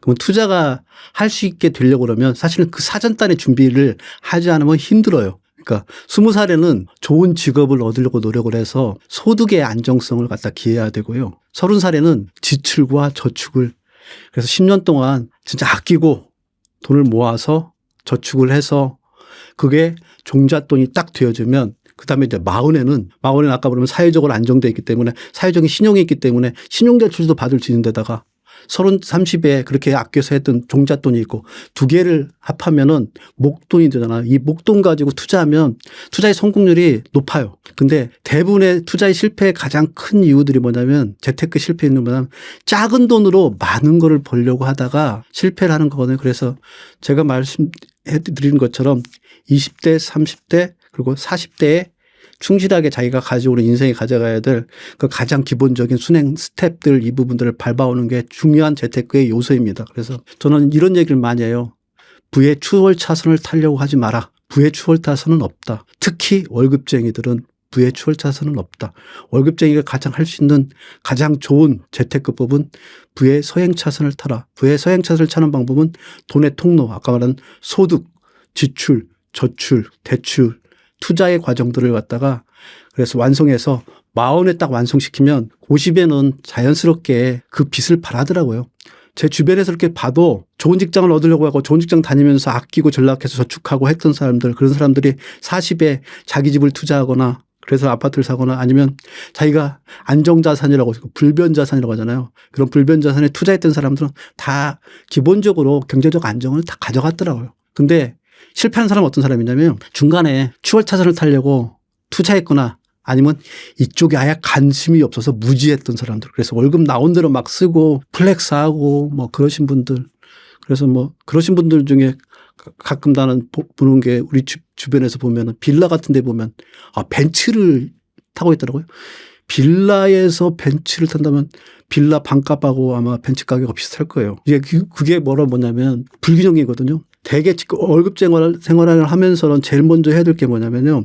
소득을 갖다가 자산으로 전환하는 작업들을 많이 해야 되는데 벤츠는 자산이 아니에요. 그럼 소비재예요. 그러니까 소비에 하는 부분들은 최대한하고 자산에 투자할 수 있는 그 마인드를 가졌다면은 절대로 추월차선을 타는 게 아니라 서행차선을 타겠다는 생각을 가져간다면 50 이후에 경제적 안정을 오는 데는 그렇게 어려움이 없을 거라고 생각합니다. 저 같은 경우도 저희 와이프가 수학 포기자인데 저희가 수학 포기자예요. 그래서 수적 감각이 전혀 없는데도 저희 와이프 뭐 재테크 잘 했더라고요. 재테크 잘할 수 있는 거 그래서 전 재테크는 경제학적 관점에서 바라볼 게 아니라 심리학적 관점에서 사람의 욕망이 무엇인가 마음이 무엇인가를 바라보는 것들이 중요하기 때문에 자기 마음을 들여다보면서 기본적인 재테크의 스텝을 밟아온다면 누구나 다 할 수 있을 거라고 생각합니다. 제가 그 얘기를 하면은 막 밑에 댓글에 그래 너 잘났다 막 이런 얘기들이 하도 많이 달려가지고 요즘 가끔 이런 얘기할 때 좀 두렵더라고요. 그러니까 제가 뭐 잘났다고 이런 얘기를 하는 게 아니라 그 과정이 그 성공 모델로 해서 저도 그 과정에는 운이 따랐기 때문에 그 정도까지 이제 올라왔는데 정확하게 보면 1997년도에 2,500만 원짜리 반지하 전세에서 살다가 지금 재건축 아파트 셋째에 한 50억 정도 자산으로 있어요. 그 25년 동안에 2020년까지 해서 이렇게 했으니까 어떻게 보면 재테크에 제가 보기엔 가장 성공적인 모델이 월급쟁이의 재테크의 가장 성공적인 모델이 저인 것 같아요. 그래서 얘기를 들었는데 그래 너 달랐다 이렇게 하니까 얘기할 때 좀 두려워서 제가 좀 머뭇머뭇거렸습니다. 근데 제가 자세히 설명한다면 1997년도 그 제가 결혼했어요. 결혼하는데 결혼할 때 사실은 이 지금이 퇴직할 때 있는 직장이 롯데인데 그 이전에 해태라는 직장 다녔는데 해태라는 직장이 부도가 났어요. 1997년도에. 근데 부도날 때 제가 결혼했기 때문에 그러니까 결혼하고 나서 와이프는 이렇게 막 배불러 오지 반지하에 살고 있는데 제 월급이 100만 원이 안 되는 금액이에요. 그래서 이 100만 원도 안 되는 금액을 가지고서 살아가야 되는데 어느 날 와이프가 제가 이제 100만 원도 안 되는 월급 봉투 부도남에서는 월급 봉투로 주니까 월급 봉투를 가져가서 딱 내놓으니까 그중에 있는 10만 원을 아직도 지금도 기억나요. 아, 막 눈물 나게 기억나는 게 10,000원짜리 10만 원을 딱 떼가지고 이거는 우리가 죽더라도 쓰지 말자. 나머지 90만 원 가지고 쓰자. 이게 뭐냐면 강제저축이에요. 그러니까 내 소득에 내 지출을 아예 강제적으로 맞추는 거예요. 예를 들면 이런 거죠. 코끼리를 냉장고에 넣는 방법. 아, 넣을 수 없어요. 근데 먼저 다리를 놓고 코를 놓고 몸통을 놓고 꼬리를 밀어 넣으면 들어간다. 그렇게 되더라고요. 저도 해보니까. 그래서 와이프가 그렇게 해서 월 90만 원 가지고 살았어요. 그러니까 10만 원씩은 계속 저축해요. 그러다 보니까 제가 2007년도까지 10년 동안에 2억 3천이라는 돈을 종잣돈을 모을 수가 있었어요. 그 과정은 그냥 저축만 한 거예요. 강제저축에서 생활은 극히 궁핍하게 살았지만 그렇게 해서 저축해서 그러니까 2억 3천이 딱 있으니까 그때 2억 3천을 가지고서 제가 이제 다른 직장으로 옮겨서 이제 과장으로 진급하고 관리자로 진급하니까 월급도 많이 나오고 사회적 신용이 높아가니까 대출도 받아가지고 그래서 1억 5천을 대출 받아가지고 3억 8천짜리 그때 3억 8천짜리 아파트에 투자를 했고요. 그 아파트가 바로 불변자산처럼 점점 계속 우상향으로 집값이 상승해서 살 때는 3억 8천인데 지금은 거의 3배 정도 가격까지 상승하게 그렇게 하다 보니까 이런 부분들이 제가 지금 자산가로 퇴직하는데 결정적인 역할을 했던 거죠. 이거는 다 누구나 할 수 있는 쉬운 얘기예요. 말로 하면. 근데 막상 거기서 살아가는 데는 힘들어요. 특히 요즘같이 그때는 SNS가 없었으니까 다른 사람이 어떻게 사는지 모르니까 와이프하고 저 가지고 그냥 죽으라고 이 상황을 갖다가 어떻게 하면 극복할 건가에 대한 것들이 포커스에 맞춰졌는데 요즘 젊은 친구들한테는 좀 힘들 거예요. 진짜 SNS는 제가 봐도 유혹적이더라고요. 그래서 근데 그럼에도 불구하고 만약에 여러분들이 진짜로 50 이후에 진짜로 궁핍하게 내몰리지 않으려고 그러면 사실은 40에까지는 그런 준비들을 할 수 있게 살아내시는 게 저는 월급쟁이들한테는 필요하다고 생각해요. 어차피 월급쟁이 회사 영매에 있고 나머지 시간들을 애들을 키우거나 아니면 살아가는 거잖아요. 워크앤라이프 밸런스 맞추기 월급쟁이 하면서 쉽지 않아요. 근데 만약에 안정적인 걸 해놓고 난 다음에 50 이후에 하면 지금은 저 같은 경우에는 제가 하고 싶은 일을 하고 살아가니까 훨씬 더 즐거워요. 그때는 욕망이 강해서 그랬는지 몰라도 지금은 훨씬 더 작은 것에 만족하고 행복하게 살아갈 수 있는 것들이 그때부터 해왔던 그런 궁핍한 생활들이었기 때문에 내가 이보다 더 못할 게 뭐 있어. 나 이것도 만족하고 살았는데 제가 지금 아파트 38평짜리 사는데 그때 14평에 대한 기억이 아직도 가지고 있기 때문에 너무 좋은 거예요 저는. 조금 와이프가 신경 쓴다고 실내 인테리어 좀 하고 그러니까 너무 행복한 데서 산다 이런 생각을 갖게 돼요. 근데 만약에 내가 직장 다니면서 임원할 때 전세라도 신축에 살았어 봐요. 이런 만족을 못 가졌을 거예요. 그래서 일단 직장 생활할 때는 어차피 직장 생활에 충실해가지고 얽매여 살 수밖에 없고 이후의 삶을 갖다 보다 행복하려고 그러면 그런 경제적인 안정을 이룰 수 있도록 해주시면 훨씬 더 어차피 인생이 제가 이렇게 보니까 지금 저는 쉬운 일급인데 앞으로 제가 30년 넘게 살아야 될 것 같더라고요. 대부분의 사람들이 40년 살아왔는데 제가 지금부터 40년을 더 살아야 되는 것 같아요. 지금 제 나이에도. 그렇기 때문에 인생이 그렇게 짧지 않아요. 어떤 순간에 플렉스하는 것들을 판단했던 것들이 나머지 전 기간을 갖다가 고통 속에서 간다 그러면 차라리 그 순간에 고난을 선택하는 게 전 낫다는 생각이 들더라고요. 그래서 그런 얘기를 자꾸 해드리는 겁니다. 마흔까지 그래 마흔에는 반드시 좀 재테크 하세요. 월급만 가지고는 사실은 준비하기는 쉽진 않아요. 그렇기 때문에 재테크라는 걸 반드시 필요하다면 재테크를 필요할 수 있는 그런 준비들 지출 관리와 저축, 종잣돈을 모으고 대출을 받아가지고 투자를 할 수 있는 거. 투자할 때는 특히 불변 자산에 투자라는 거. 가변적으로 막 움직여지는 자산에 투자하시면 안 돼요. 월급쟁이는 주식이나 이런 것들 위험한 거나 아니면 비트코인이나 이런 것들은 하면 안 돼요. 그래서 그렇게 해서 한다 그러면 다른 사람은 괜찮은데 월급쟁이는 절대로 안 돼요. 월급쟁이는 반드시 안정적인 불변 자산에 투자하셔가지고 자기 생활이 안정되기 때문에 그 기반을 통해서 하려고 그러면 50 이후에는 반드시 자기 경제적 기반을 충분히 가져갈 수 있을 거라 생각합니다. 그러니까 놀이라는 게 뭐냐면요. 우리가 보통 직장 생활을 하면은 4가지 종류의 사람들이 있는 것 같아요. 첫째, 단순 노동자. 일을 일처럼 하는 사람이 있어요. 그러니까 일을 일처럼 그냥 월급을 받기 위해서 일을 일처럼 하시는 분들이 있고 두 번째 유형은 어떤 유형이냐면요. 일을 특화시키는 사람이 있어요. 그래서 전문가가 돼요. 예를 든다면 뭐 온라인 쪽에 업무를 시작하고 온라인에 대해서는 대한민국의 초교의 전문가처럼 이렇게 특화시키는 사람이 있어요. 그리고 세 번째는 일을 하면서 따로 취미를 두는 사람들이 있어요. 근데 아예 따로따로가 아니라 예를 든다면 저 같은 직장에서는 저같이 직장 생활하는 사람 중에 그러니까 점포개발이라는 부서가 있었는데 점포개발을 부서하는 사람이 부동산에 관심이 많아서 부동산에 대해서 거의 취미처럼 쉬는 날에는 재밌어도 가시는 거예요. 취미처럼 해가지고 공인중개사도 따고 하더라고요. 이렇게 취미처럼 하시는 분들이 있어요. 그래서 일과 취미가 병행하는 분들이 있어요. 저는 이런 사람을 이제 취미꾼이라는데 취미꾼 같은 사람이 있고 네 번째 부분은 이제 이게 핵심인데 이 얘기를 드리고 싶은 건데 일을 놀이처럼 하는 놀이꾼들이 있어요. 예를 들어 설명을 드린다고 그러면 제가 데리고 있던 후배인데 아예 이름까지 이제 얘기할게요. 이동재라고 지금 초밥하는 회사의 초밥 유통 회사의 대표예요. 근데 이 친구는 처음에 입사했을 때 다른 부서 안 가고 이 조리식품 코너만 오겠다고 그래서 온 친구예요. 그래서 조리식품 와가지고 뭐 했냐면 매장에 가면서 초밥 만들고 넥타 같은 거 갖다 놓고 이건 유통기간이 얼마 되고 맛이 어떻게 나오고 이런 연구만 해가지고 여기에 미쳐 있더라고요. 근데 그 친구의 그렇게 일하고 있는 뒷모습을 보면 그거 알죠? 웃고 있는 모습이 뒤에서 그려지는 거. 그 친구의 등판에 웃고 있어요. 이게 다른 인간들은 지겨워서 막 하는데 이 친구의 등 뒤에는 미소가 보여요. 그러니까 결국은 이 친구는 나와서 창업을 해서 회사의 대표가 돼가지고 지금도 이제 이 친구가 시운이 넘었는데 지금부터는 더 빛나 보이는 것 같아요. 그러니까 일이 재밌으니까 일을 더 계속 파고 들어가가지고 그래서 성수동에 지금 해서 성수동에서 위에다가 안테나 샵도 만들어가지고 시도해보고 얼마 전에 전화했는데 안테나 샵은 접었다고 하더라고요.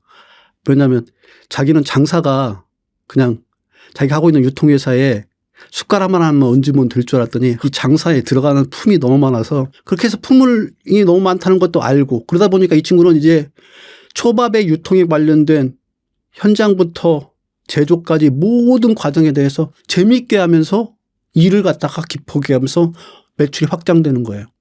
그래서 제가 놀이가 그렇게 중요하다는 거. 일을 놀이처럼 하는 것들이 중요하다. 특히 마흔에는. 근데 마흔에까지 지겨운 단순 노동자로 한다 그러면 49.3세에 퇴직하기 때문에 그래서 마흔에는 일을 놀이처럼 해야 돼요. 그때쯤에는 뭔가에 빠져서라도 발견하셔야 돼요. 그러니까 일을 하다 보면은 재미있는 요소들은 꼭 있거든요. 그러니까 재미를 발견하지 못한 사람은 어떤 사람들이냐면요. 일을 얇게 하는 사람들이 대부분 얇고 넓게 하는 사람들이 재미를 못 가져요. 그런데 그게 아니라 좁고 깊게 하다 보면 거기 안에서 재미있는 요소들이 많이 발견할 수 있어요. 저 같은 경우에는 제가 원래 축산팀장 출신인데 저는 축산할 때 다른 사람들은 그냥 얇고 고기만 납품 마늘 갖다가 매장에 보내주기만 하면 끝인데 저는 그게 아니라 어떤 고기가 좋은 고기인지 알고 싶어가지고 산지에 가서 어떤 고기가 좋은지에 대해서 직접 확인하고 도축 가공하는 것들 확인하고 근데 그렇게 재밌더라고요. 그러니까 그런 재미들이 가지고 사는 사람들이 나오면 또 일에 대해서 재미를 느끼는 것 같아요. 제가 글쓰기에 다른 사람들은 지겹고 그 어렵고 짜증나는 글쓰기에 대해서 재미를 느끼는 거 보면 그때 그런 과정들에서 얻어낸 근력인 것 같아요. 그래서 글쓰기의 장점은 참 많아요. 근데 사람들이 그걸 갖다가 모르기 때문에 그렇죠. 역사적으로 좀 설명을 먼저 해드리고 난 다음에 요 근래 인물들에 대해서 얘기한다면 저는 글쓰기를 하면은 가장 모범적인 해답으로 할 수 있는 사람이 이순신 장군이에요. 이순신 장군은 전쟁 중에도 글쓰기를 한 사람이에요. 근데 그러면 이순신 장군은 글쓰기에 대해서 원래 관심이 많고 잘했고 그런 사람이라고 흔히 판단하잖아요. 근데 이순신 장군은 사실 찌질이에요. 34살에 조선시대 때 문과도 아니고 무과에 그것도 34살에 4등으로 한 사람이에요. 이런 사람이 장군까지 올라간 거면 진짜 신통한 거예요. 생각해 보세요. 조선시대 때 33살이면 완전히 어른이에요. 완전히 어린 사람이 과거 공부 그것도 이거 활쏘기 공부 이런 공부는 하고 있었으니 그 집안에서는 얼마나 이순신 장군이 한심했겠어요. 그런 사람이 세계 3대 해전 할 정도로 위대한 해군 명장이 됐다는 얘기는 무슨 얘기냐면 그렇게 될 수 있게 만든 게 뭐냐면 글쓰기예요. 난중일기를 쓸 정도로 평상시에 다른 건 찌질했을지 몰라도 글쓰기를 한 거예요. 그 글쓰기를 하는 것들이 왜 장점이 있냐면 그 글쓰기를 통해서 전쟁 중에서 일어날 수 있는 모든 요소들을 객관적으로 바라볼 수 있게 만들어주는 겁니다. 대부분의 사람들이 일을 갖다 제일 못 해내고 하는 이유 중에 가장 큰 게 뭐냐면요. 객관화를 못 시키는 부분 때문에 커요. 그래서 일을 객관화할 수 있는 요소들이 바로 글쓰기에 있다. 글쓰기를 통해서 일을 객관하면 일의 본질이 보이고 일의 본질이 보이는 것 갖다가 수행해 나가면은 결국 그 부분에 본 건 나의 지분으로 다 돌아온다. 그래서 글쓰기라는 게 그만큼 중요하다는 얘기를 합니다. 글쓰기를 통해서 저처럼 작가가 되라고 이런 얘기를 하는 게 아니에요. 글쓰기를 통해서 본인이 지금 하고 있는 일들이 깊어지고 일의 본질을 깨닫게 된다는 얘기를 해드리고 싶은 거예요. 그래서 대부분의 경우 글쓰기가 주업인 작가나 소설가들보다 본인의 본업은 있는데 글쓰기를 했던 사람들이 빛을 발해요. 예를 들자면 유길준 장관 같은 경우에도 나의 문화유산 답사기를 썼기 때문에 그분이 그렇게 됐지 그렇지 않았으면 그분은 그냥 일반적인 학교에 있는 교수님 꼰대들에 지나지 않았을 거예요. 제가 지금 대학원 박사과정 수료하고 이제 논문 준비하고 있는데 우리 교수님 이거 보시면 안 되는데 지도 교수님 보시면 안 되는데 진짜 답답해요. 막 그런 어떤 학자로서의 틀에 갇혀버렸을 텐데 글쓰기를 통해서 하니까 우리나라의 문화유산을 가장 잘 설명하고 우리 문화유산이 가야 될 방향을 가장 잘 제시해주는 이 시대의 리더가 된 거예요. 문화유산에. 이게 바로 일을 발견하고 일을 본질을 깨우친 거예요. 이런 것들이 52년엔 더 빛을 발해요. 또 하나 대표적으로 얘기한다면 이건 정치적인 색깔로 얘기하는 게 유시민 작가를 보십시오. 유시민 작가가 정치인이잖아요. 정치인을 그만두고 작가라는 것을 하니까 지금이 더 멋있어 보여요. 그러니까 이 사회의 현상들을 갖다가 냉철하게 판단하고 하는 통찰력 이런 것들은 유시민 작가가 진짜 뛰어난 거예요. 그게 어디서 나왔느냐? 저는 글쓰기에서 나왔다고 생각해요. 그래서 글쓰기를 통해서 작가가 되라. 이런 얘기가 아니라 글쓰기를 통해서 자기 자신을 깊게 더 들여다보거나 일의 본질을 깨달을 수 있는 것들을 해나가야 된다. 이 얘기를 말씀을 드리고 싶은 겁니다. 그만큼 글쓰기가 자기 개발할 수 있는 훌륭한 도구입니다. 이거는 제가 산 증이에요. 저도 이렇게 말씀드리지만 저 고등학교 못 나왔었어요. 자퇴하고서 검정고시를 해가지고 나중에 대학을 들어가고 대학 들어갔다가 어렵게 직장 생활하고 그러고 난 다음에 퇴직을 했단 말이에요. 그러고 난 다음에 작가로서 베스트셀러로 이렇게 변신할 수 있을 때 가장 크게 작동하는 건 뭐냐면 글쓰기를 평소에 하면서 나를 들여다보는 훈련들을 했기 때문에 지금 가능한 거예요. 이 자리에 와서 이런 얘기를 들을 수 있는 것도 사실은 글쓰기에 기반해서 말씀드리는 거예요. 글쓰기를 통해서 자기 안을 정립하거나 자기 일을 정립하거나 세상의 원리를 정립하지 않으면 이런 데 나와서 말을 할 수가 없어요. 막 중구난방, 횡설수설 이런 분들 많아요. 평상시에 술 치중 진담하듯이 얘기하는 것들. 그런 것들 가지고서는 사람들한테 정확한 의사전달을 할 수 없듯이 그런 부분들을 하려고 하면 글쓰기를 통해 가지고 명확하게 내가 가지고 있는 생각들을 정립해야 됩니다. 그래서 그렇게 했을 경우에 훨씬 더 이 이후의 삶이 빛나게 돼요. 왜 그러냐면 제가 말씀드렸잖아요. 사회화가 진행돼서 여러 사람들이 어울리는 생활 속에서 내 역할만 하면 되는 것들로 가져가다가 52부터는 개인화돼서 나 혼자 해야 될 일이 많은데 나 자신을 갖다 제대로 바라볼 수 있는 게 글쓰기라고요. 그래서 글쓰기에 대한 것들은 반드시 마음에 꼭 하셨으면 좋겠습니다. 그러니까 놀이라는 게 그냥 놀고 일과는 전혀 연결할 수 없는 부분이라고 생각하지 마시고요. 일이 곧 놀이. 그래서 일터가 놀이터로 되게 그렇게 하시라는 얘기를 특히 마흔에는 이런 얘기하면 대표이사들이 좋아하겠지만 직원들은 저를 욕하겠죠. 근데 후배님들 제가 지나고 보니까 일터가 놀이터인 사람이 50 이후에 인생이 행복해요. 그래서 40에는 40에는 일터를 놀이터로 생각하시고 하세요. 워크앤라이프 밸런스 갭을도 없어요. 워크앤라이프 갭을도 없고 일터가 놀이터인 사람이 50 이후에 진짜 행복하게 삽니다. 그래서 40에는 그 부분들을 정확하게 했으면 좋겠다 이런 얘기를 드리고 싶습니다. 이게 진짜 가슴 아픈 얘기. 그래도 어쩔 수 없이 이제 현실이니까 제가 주변에서 보았던 현실을 그대로 좀 얘기를 하겠습니다. 첫 번째 부분은 아직까지 월급쟁이로 사는 사람들인데 52의 월급쟁이는 딱 두 가지로 양극화돼요. 잘 나가면 임원 대표이사인 거고 못 나가면 어떤 직이냐면 한직을 떠들어가 다니는 흔히 후배들이 화장실에서 몰래 얘기할 때 진짜 벽에 똥칠할 때까지 하고 있구나. 이런 얘기를 듣는 선배로서 직장에서 살아가는 겁니다. 어쩔 수 없이 나와도 별게 없기 때문에 버티면서 임금 피크에서 월급이 깎여가면서 팀장 하다가 한직으로 밀려나서 월급이 깎여가면서 그렇게 하면서 버티는 거예요. 가족을 위해서. 그렇게 살아가는 모습이 첫 번째 어쩌면 비참한 모습 중에 하나인 거고요. 두 번째 부분은 임시직을 전진하는 거예요. 임시직을. 재취업이 생각보다 쉽지 않아요. 50 이후에 아까 말씀드렸던 것처럼 여러 가지 이유들에 의해서 50 이후에 재취업을 하는 것들이 쉽지가 않아요. 그러다 보면 임시직을 전전하는 그런 일들이 벌어지게 되는 게 현실인 것 같아요. 임시직을 한다 보면 뭐냐면 자기가 주된 일자리에서 받았던 월급의 절반이 대부분이고 절반도 안 돼요. 3분의 1은 월급을 받아가면서 50 이후에 생활하시는 분들이 많습니다. 이게 50대가 만날 수 있는 현실이에요. 그리고 세 번째 부분은 뭐냐면 보통 창업을 하게 되면 기술 창업 이런 것들을 해야 되는데 50 이후에 단순 노동자로 살아오신 분들은 대부분 뭐냐면 소득에 대한 압박감 이런 것들 때문에 생계 창업을 해요. 그래서 흔히 그런 얘기잖아요. 기승전 치킨, 기승전 커피 전문점. 그러니까 치킨이나 커피 전문점이 어디냐면 프랜차이즈들이에요. 프랜차이즈들은 가맹점주는 돈을 벌 수 없는 구조예요. 돈을 벌어도 월급쟁이 수준밖에 벌지 못해요. 그러니까 육체적 노동과 땀을 갖다 갈아 넣어도 월급쟁이 수준에 맞게 돈을 못 벌어요. 그래서 생계 창업은 절대로 하는 게 아니라고 저는 계속 얘기하는 부분들에 그런 게 있습니다. 그런데 현실적으로 보면 생계 창업자로, 그러니까 소상공인, 자영업자로 그런 명칭으로 해서 50대 이후에 살아가시는 분들이 세 번째 유형이고요. 이게 이제 가장 가슴 아픈 얘기인데 구직자예요. 그러니까 아무것도 못하고 계속 구직 하다가 계속 거부당하다가 결국은 어떻게 되냐면요.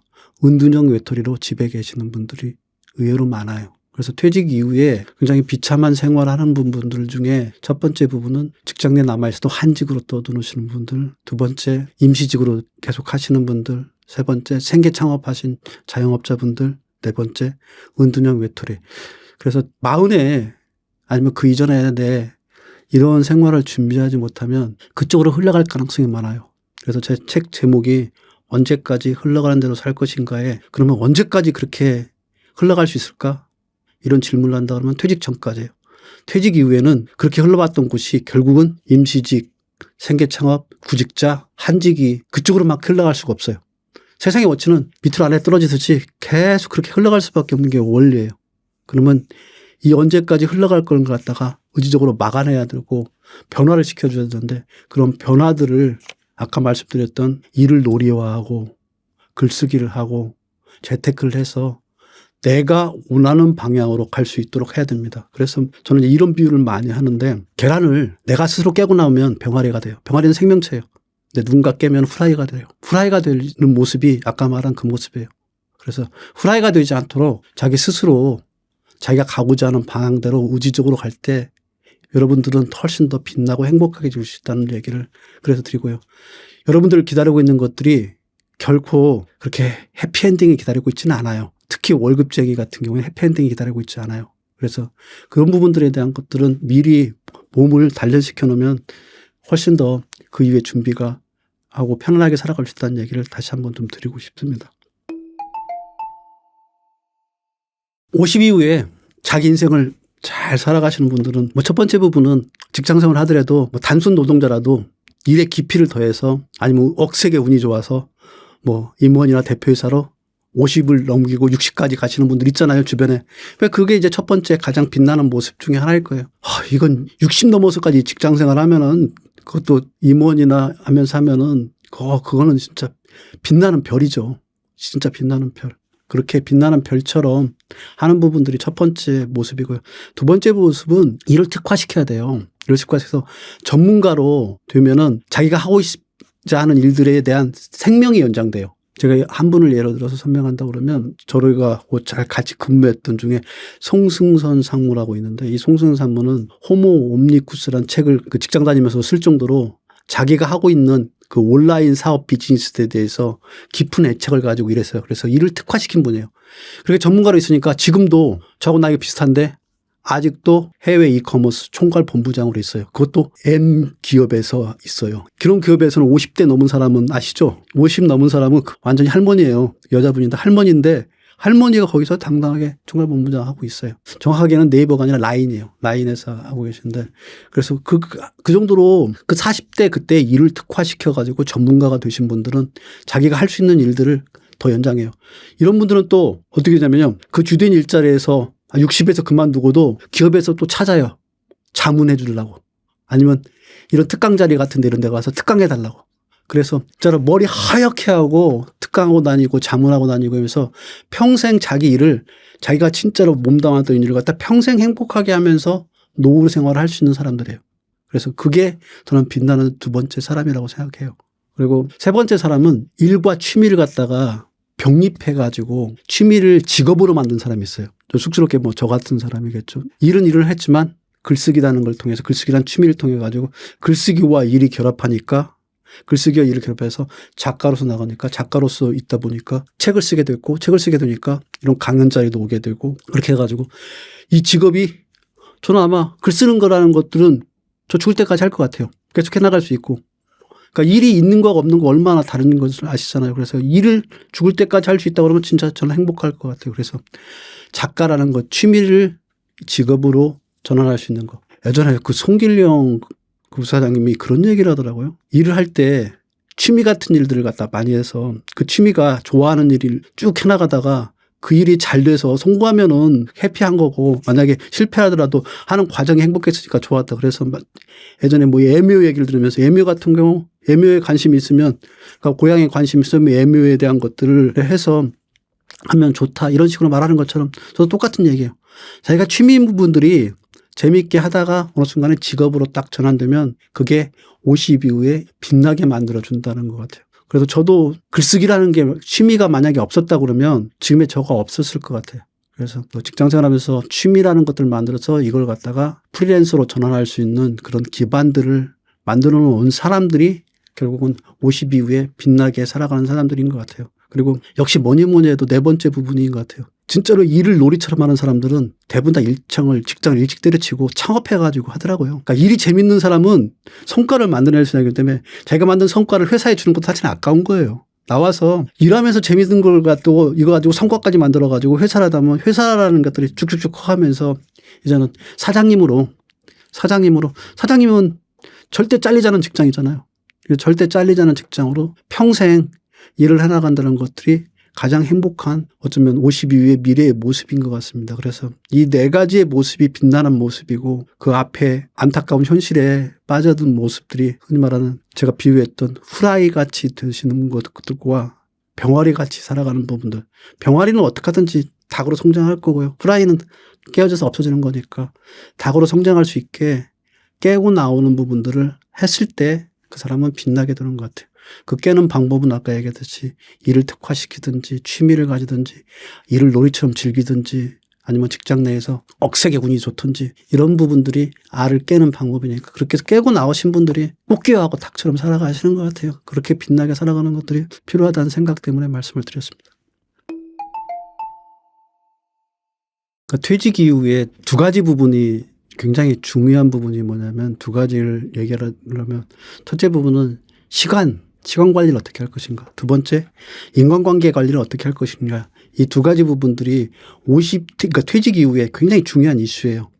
여기다 이제 한 가지를 더 보탠다 그러면 사실 50 이후에 체력 관리도 해야 돼요. 특히 퇴직 이후에 체력 관리도 해야 돼요. 그래서 이 세 가지 부분들을 50 이후에 반드시 해야 되는 요소들이기 때문에 이 부분들 하나하나 좀 말씀을 드리면 먼저 시간 관리는 제가 그 2020년 퇴직하고 딱 나왔는데 그 전까지는 시간이 없어가지고 미쳐겠는데 퇴직하고 딱 나오니까 시간이 너무 넘치니까 그것도 미칠 일이더라고요. 내가 뭘 해야 될지를 모르겠어요. 그러니까 52세까지 내가 직장생활을 했는데 52세까지 살아오면서 단 한 번도 내가 주도적으로 시간을 써본 적이 없는 거예요. 어렸을 때는 어머니 아버지 회사 했고 초등학교 때는 학교에서 해주는 선생님 말을 따랐고 중학교 때도 마찬가지고 고등학교 때도 마찬가지고 대학 때도 어쩌면 거기 했고 특히 직장생활 하니까 직장에는 완전히 직장생활 이러다 보니까 시간을 주도적으로 내가 사용해 본 적이 없다 보니까 시간을 쓰는 법을 몰라요. 그래서 퇴직 이후에 이 시간을 쓰는 법을 몰라서 엄청 힘들어하시는 분들이 많아요. 그러니까 시간을 통제를 못하기 때문에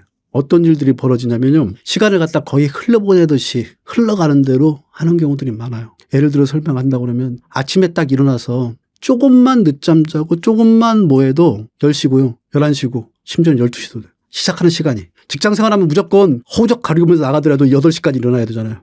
근데 이게 12시까지 간단 말이에요. 이러다 보면 하루가 낮에 활동하는 시간들이 짧아지고 짧아지는 데에서 또 저녁이 되면 만날 사람이 없기 때문에 저녁에 혼자 들어와서 있다 보면 계속 혼자 유튜브나 보거나 아니면 TV나 보거나 이렇게 되는 시간들로 해가지고 시간이 흘러가 버려요. 그래서 이런 부분들을 시간을 갖다가 관리한다는 표현을 하는데 관리하기 위해서 두 가지를 반드시 가지고 있어야 돼요. 첫째 부분은 뭐냐면 좋은 습관이에요. 그러니까 이건 이제 물리적 시간이라고 하는데 물리적인 시간 하루에 24시간을 갖다가 자기의 루틴대로 정확하게 이행하는 것들이 필요해요. 그래서 퇴직 이후에 저 굳은 결심으로 아예 제 하루를 갖다 루틴화 시켰어요. 5시에 일어나서 산책을 나가고 산책을 갔다 와서 글을 필사하고 필사 후에 저는 이제 볼펜 같은 걸 내가지고 이렇게 필사 후에 낭독을 해요. 빨간 불이 켜져 있으면 영향팀에 문의 바랍니다. 이런 식으로. 제가 지금 한 멘트는 앞에 있는 문자를 보고 읽었습니다. 이런 식으로 제가 이제 낭독을 하고 그다음에 영어 공부를 하고 그다음에 글쓰기를 하고 이렇게 되면 10시까지 돼요. 5시간 동안에 내가 해야 될 루틴들을 다 지켜내고 그리고 난 다음에 뭐를 하냐면 그렇게 되고 난 다음에 다른 외부적인 일정들을 하고 시작하면은 이미 안에 하루의 루틴을 해놨기 때문에 그렇게 탄력에 의해서 다른 데도 활동적으로 나가게 돼요. 이렇게 해서 활동성을 하고 나면은 이제 집에 다시 돌아오는 게 7시, 6시, 7시 정도 들어오면 그때 6시, 7시에 책을 좀 읽고 그러고 난 다음에 자기 전에 제가 10시에 잠자야 되는데 10시에 잠자기 전에 9시에는 양치하고 9시 반부터는 그래도 한 페이지라도 책을 읽고 자요. 왜냐하면 내 머릿속을 다 정리하기 위해서. 그렇게 하고 10시에 딱 잠을 들면 5시에 정확하게 일어나요. 이렇게 하면 물리적인 시간들이 나의 편으로 오더라고요. 그렇게 하니까 퇴직한 이후에 글쓰기 했던 부분들이 지금의 한 5년 동안의 글쓰기의 능력들이 더 향상됐다고 다른 사람이 다 인정하더라고요. 아, 처음에 썼던 글보다, 처음에 냈던 책보다 지금 책이 훨씬 더 깊다. 아, 이게 아마 그런 글쓰기에 대한 근력을 길렀던 것 같다. 그게 뭐냐면 내 시간들을 내 편으로, 특히 물리적인 시간을 내 편으로 만들 수 있는 부분들을 했기 때문에 가능하다고 생각합니다. 그래서 퇴직 이후에는 강제적으로 하셔야 돼요. 왜냐하면 그 시간의 주도권을 내가 가지기 위해서 처음에 딱 하는 순간에 강제적으로 루틴화 시켜서 가야 됩니다. 그렇게 하셔야만이 시간의 주도권을 내가 가질 수가 있습니다. 이제 이게 물리적인 시간의 주도권을 갖는 거라면 심리적인 시간의 주도권도 가져야 되는데 심리적인 시간의 주도권은 뭐냐면요. 몰입이에요. 몰입을 하려고 그러면 자기가 좋아하는 걸 해야지 몰입할 수 있습니다. 그러면 자기가 좋아하는 것이 무엇인지 퇴직 전에 발견했다면 좋은데 퇴직 후에 발견 못했다면 하나라도 깊게 들어가서 몰입할 수 있는 것을 찾는 노력을 하셔야 돼요. 그래서 저는 지금 같은 경우에 글쓰기를 하더라도 3, 4시간 그냥 앉아서 하더라도 언제 시간이 이렇게 갔지? 이럴 정도로 몰입이 돼요. 그러니까 심리적인 시간이 내 편이에요. 그래서 물리적인 시간인 좋은 습관과 심리적인 시간은 몰입을 통해서 퇴직 이후에 개인적인 삶의 시간들을 갖다가 내가 주도적으로 사용할 수 있도록 시간 관리하는 부분들, 이 부분들은 반드시 필요합니다. 그래서 50 이후에 퇴직 이후에 반드시 첫째 해야 될 것이 시간 관리를 하기 위해서 좋은 습관과 몰입이 필요하다는 얘기를 말씀을 드렸습니다. 두 번째 부분은 이제 인간관계인데 인간관계 틀을 놓고 보면요. 인간관계가 보시게 되면 이렇게 차츰차츰 변해가는 것 같아요. 직장 생활할 때 인간관계는 얇고 얇게가 있습니다. 그래서 지금 뭐 제 핸드폰에 다 사라졌지만 핸드폰에 전화번호가 한 5,000개 돼요. 이분 중에 이분들이 하고 한두 번씩 연락할 정도로 그때 당시에는 얇고 넓게의 인간관계가 있는데 이게 퇴직하는 순간에 어떻게 되면요. 좁고 깊게 인간관계가 바뀌어요. 그래서 유일하게 남아서 이제 지금은 가장 많은 접촉을 하는 게 누구냐면 가족과 친구예요. 그래서 바운드리가 좁아지면서 깊게 들어가서 그래서 이 넓고 얇게 인간관계와 좁고 깊게 인간관계는 분명하게 다릅니다. 좁고 깊게 인간관계는 해야 될 일이 의외로 다른 결이 많아요. 예를 들어서 말씀을 드리면 요즘 저는 이제 와이프하고 같이 있는 시간이 너무 많다 보니까 예전에 직장생활 하면서 몰랐던 와이프의 그 모습을 갖다가 매일 발견하는 게 하루인 것 같아요. 와, 그렇게 잔소리꾼인 줄 잘 몰랐었어요. 뭐 예를 든다면 불을 안 끈다고 불 끄라고 그러지. 밥을 먹고 나면 냉장고에 밥 먹은 거 반찬을 안 치운다고 잠깐 있다 치우겠다 그러고 빨리 치우라고 그러고 이런 것들이 와이프한테 있다는 걸 하고 근데 이런 부분들을 갖다가 깊고 좁은 관계를 갖다가 수행하는 것들이 처음에 퇴직 이후에는 참 진짜 못하겠더라고요. 근데 만약에 내가 직장생활 얇고 좁게 할 때 가족과의 그런 관계를 유지할 수 있었다면 그걸 조금이라도 그걸 연습했었다면 아마 쉽게 적응했을 거예요. 근데 어쨌든 지금 저는 시간관리라는 통제를 통해 가지고 가족들하고의 관계도 좁고 깊은 관계에 대해서 그들과의 친밀도를 높이기 위한 것들을 많이 합니다. 그래서 웬만하면은 아침에 산책할 때 와이프를 꼭 같이 손잡고 가요. 그래서 와이프하고 같이 손잡고 가고 그리고 토요일 일요일 날은 웬만하면 같이 돈 많이 안 들어가는 궁이나 능 같은데 같이 산책을 하고 아니면 주변에 공원들 많잖아요. 공원 같은 데 산책하고 같이 그래서 서로 간의 친밀도를 갖다 더 깊게 하는 부분들을 같이 해나가고 있어요. 이런 부분들이 아마 그 퇴직 이후의 인간관계의 가장 중요한 축입니다. 근데 제가 와이프와의 관계는 많이 개선한 것 같고 친구들하고 관계도 많이 개선한 건데 한 가지 안 되는 건 아들과의 관계는 잘 안 되더라고요. 제가 아들아 돈 공부해야 한다 막 그 편지에 사랑한다까지 계속 하는데도 우리 아들과의 결은 못 맞추겠더라고요. 젊은 사람하고 결은 난 아직도 잘 못 맞추겠어요. 아직도 내가 나이 먹은 사람의 결이 너무 강해서 그래서 그 결마저도 요즘은 이제 우리 아들들 입장에서 바라보려고 노력을 해가면서 조금은 깊게 들어가는 인간관계를 만들려고 합니다. 근데 이런 인간관계를 가져가는 것들이 이제 70, 80 들어가면 더 좁아져야 된다고 그러더라고요. 어떻게 좁아지냐면 나 혼자로 홀로서기를 해야 된다고 하더라고요. 그때는 홀로 서는 법을 모르면 외롭대요. 어르신들이 그러더라고요. 점점 직장에 많은 사람들에서 가족과 친구로 퇴직에 좁아졌다가 은퇴 이후에는 나 혼자 살아가는 걸로 해야 되는데 이 혼자 사는 걸 견뎌내지 못하는 노인분들이 꽤 있대요. 근데 혼자 사는 걸 견뎌낼 수 있게 스스로를 갖다가 인간관계의 틀들을 갖다가 다지고 오신 분들은 그때가 더 오히려 더 행복하다고 하더라고요. 자기 혼자서 살아가는 것들이 너무 행복하대요. 그래서 점점점 개인화 추세로 가는 부분들을 갖다가 인간적인 관계에서 스스로에게 집중할 수 있게 조금씩 좁혀가는 부분들을 하셔야만이 사실은 50 이후의 삶이 인간관계가 훨씬 더 그러니까 자기가 원하는 방식의 삶으로 나아갈 수 있다는 얘기를 그래서 드리는 겁니다. 그리고 세 번째 부분이 이제 50 이후에 좀 챙겨둘 게 건강이에요. 아닌 것 같은데 건강이 의외로 급격하게 어느 순간에 툭툭툭 다가오더라고요. 예를 들어 설명을 드리면 저 지금 치과를 못 가요. 치과를 못 가는 이유가 임플란트라고 잇몸이 흔들려서. 또 직장 그만두고 퇴직해서 얼마 안 돼서는 스트레스가 많이 받으니까 이명이 들려요. 그래서 이명이 들려가지고 병원을 갔더니 이게 노화래요. 저음을 갖다가 받아들이는 이 달팽이공간에 급변돼서 유잉 하는 소리가 나가지고 지금도 귀에서 유잉 하는 소리가 나요. 그러니까 밀폐된 공간이나 이런 데 있으면 울리는 소리 있으면 이게 귀에 유잉 소리가 나면 엄청 괴로워요. 그리고 또 이빨이 이렇게 되면 맛있는 걸 갖다 먹질 못하기 때문에 삶이 재미가 없어지고요. 그래서 그 이전에 50대 초반이라도 치과 좀 가시고 자기 몸의 상태에 대한 것들은 늘 점검해야 돼요. 그래서 이런 노화의 속도를 늦추는 방법이 세 가지가 있어요. 첫째는 뭐냐면 식단. 이제는 50 넘어서 인스턴트 식품, 특히 술, 담배, 건강을 위해서도 술, 담배, 그리고 특히 술, 담배를 더 하라고 끊으라고 하는 게 뭐냐면 겉으로 보여지는 외모가 너무 흐트러지기 때문에 술, 담배는 웬만하면은 끊어야 돼요. 그래서 이게 또 식단 관리 하나요. 술, 담배를 끊고. 그리고 저는 그 일환으로 해서 라면을 끊으려고 노력을 하는데 왜냐하면 인스턴트 식품을 먹으면 먹을수록 제 몸이 이제는 점점 받아들이지 못하더라고요. 그래서 라면까지 끊어가는 식단 관리를 하려고 노력을 하고 있습니다. 근데 솔직히 100% 못해요.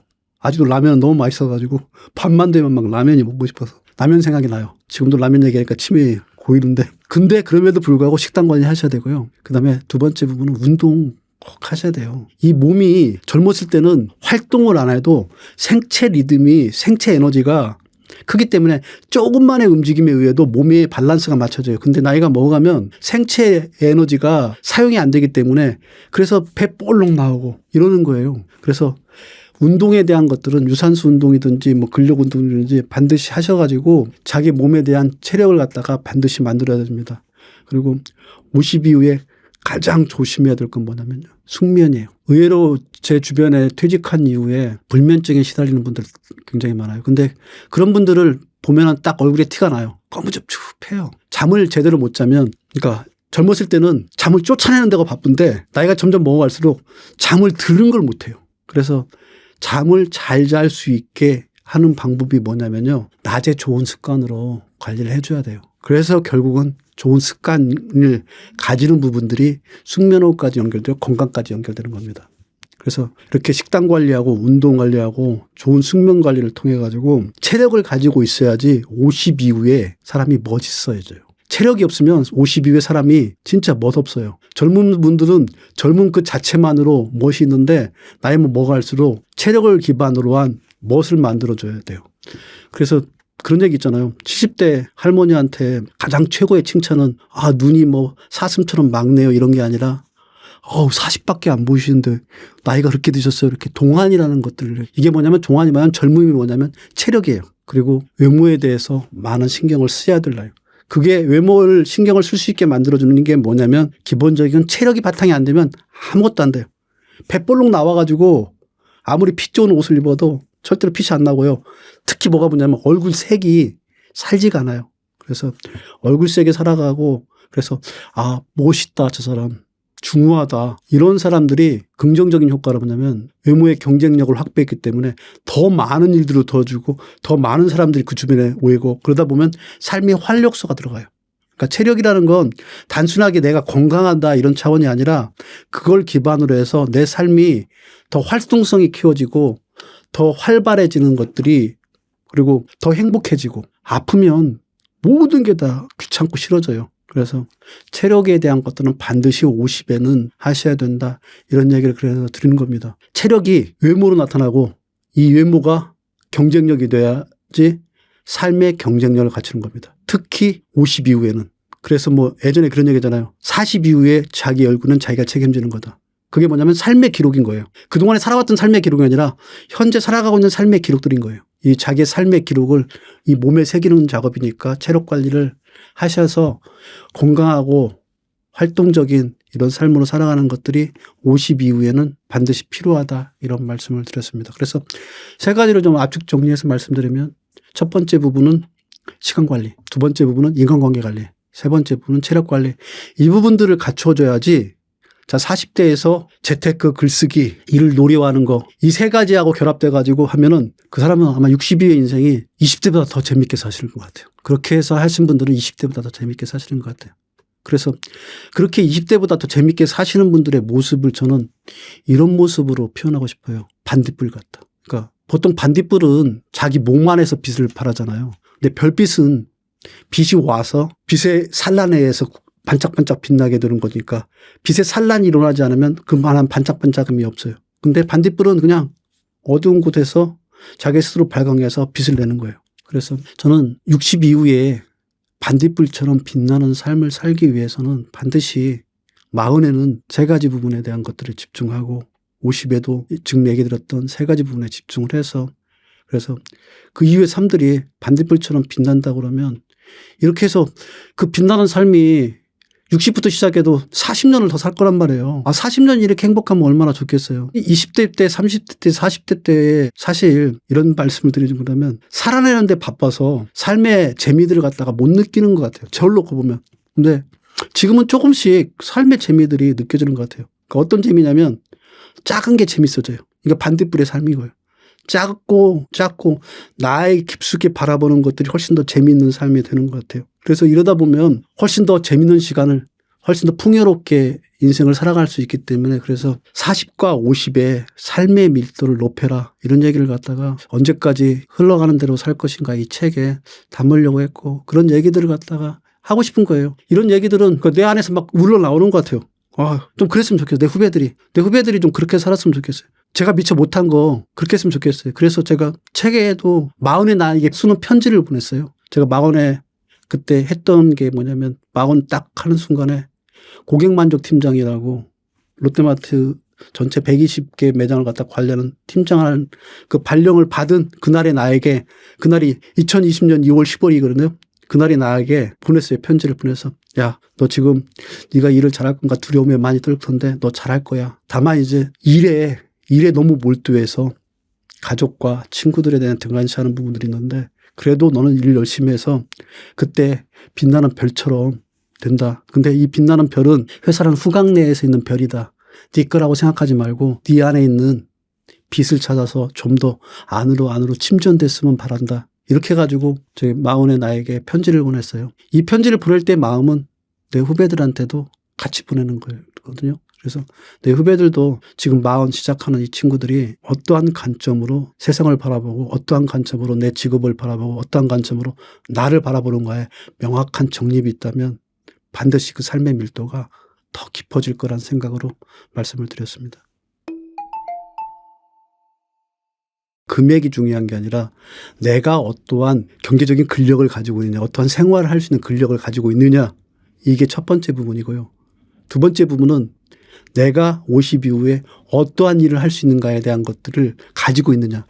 돈만 있다고 은퇴하고 행복하진 않아요. 첫째 부분, 내가 가지고 있는 현재의 자산이 내 삶에 내가 원하는 근력의 기준에 부합하느냐 부분들을 한번 점검해 보세요. 그러다 보면 어떤 식으로 볼 수 있냐면 자기의 자산 상태를 한번 딱 보고 이 자산 상태가 자기가 퇴직 시점에 연봉이 얼마인가 놓고 퇴직 시점에 연봉의 10배 정도의 자산을 가지고 있다 그러면 다 각자 다르기 때문에 5천만 원짜리 연봉이신 분들은 5억 정도의 자산을, 순자산입니다. 1억 정도 연봉 받으시면 10억 정도.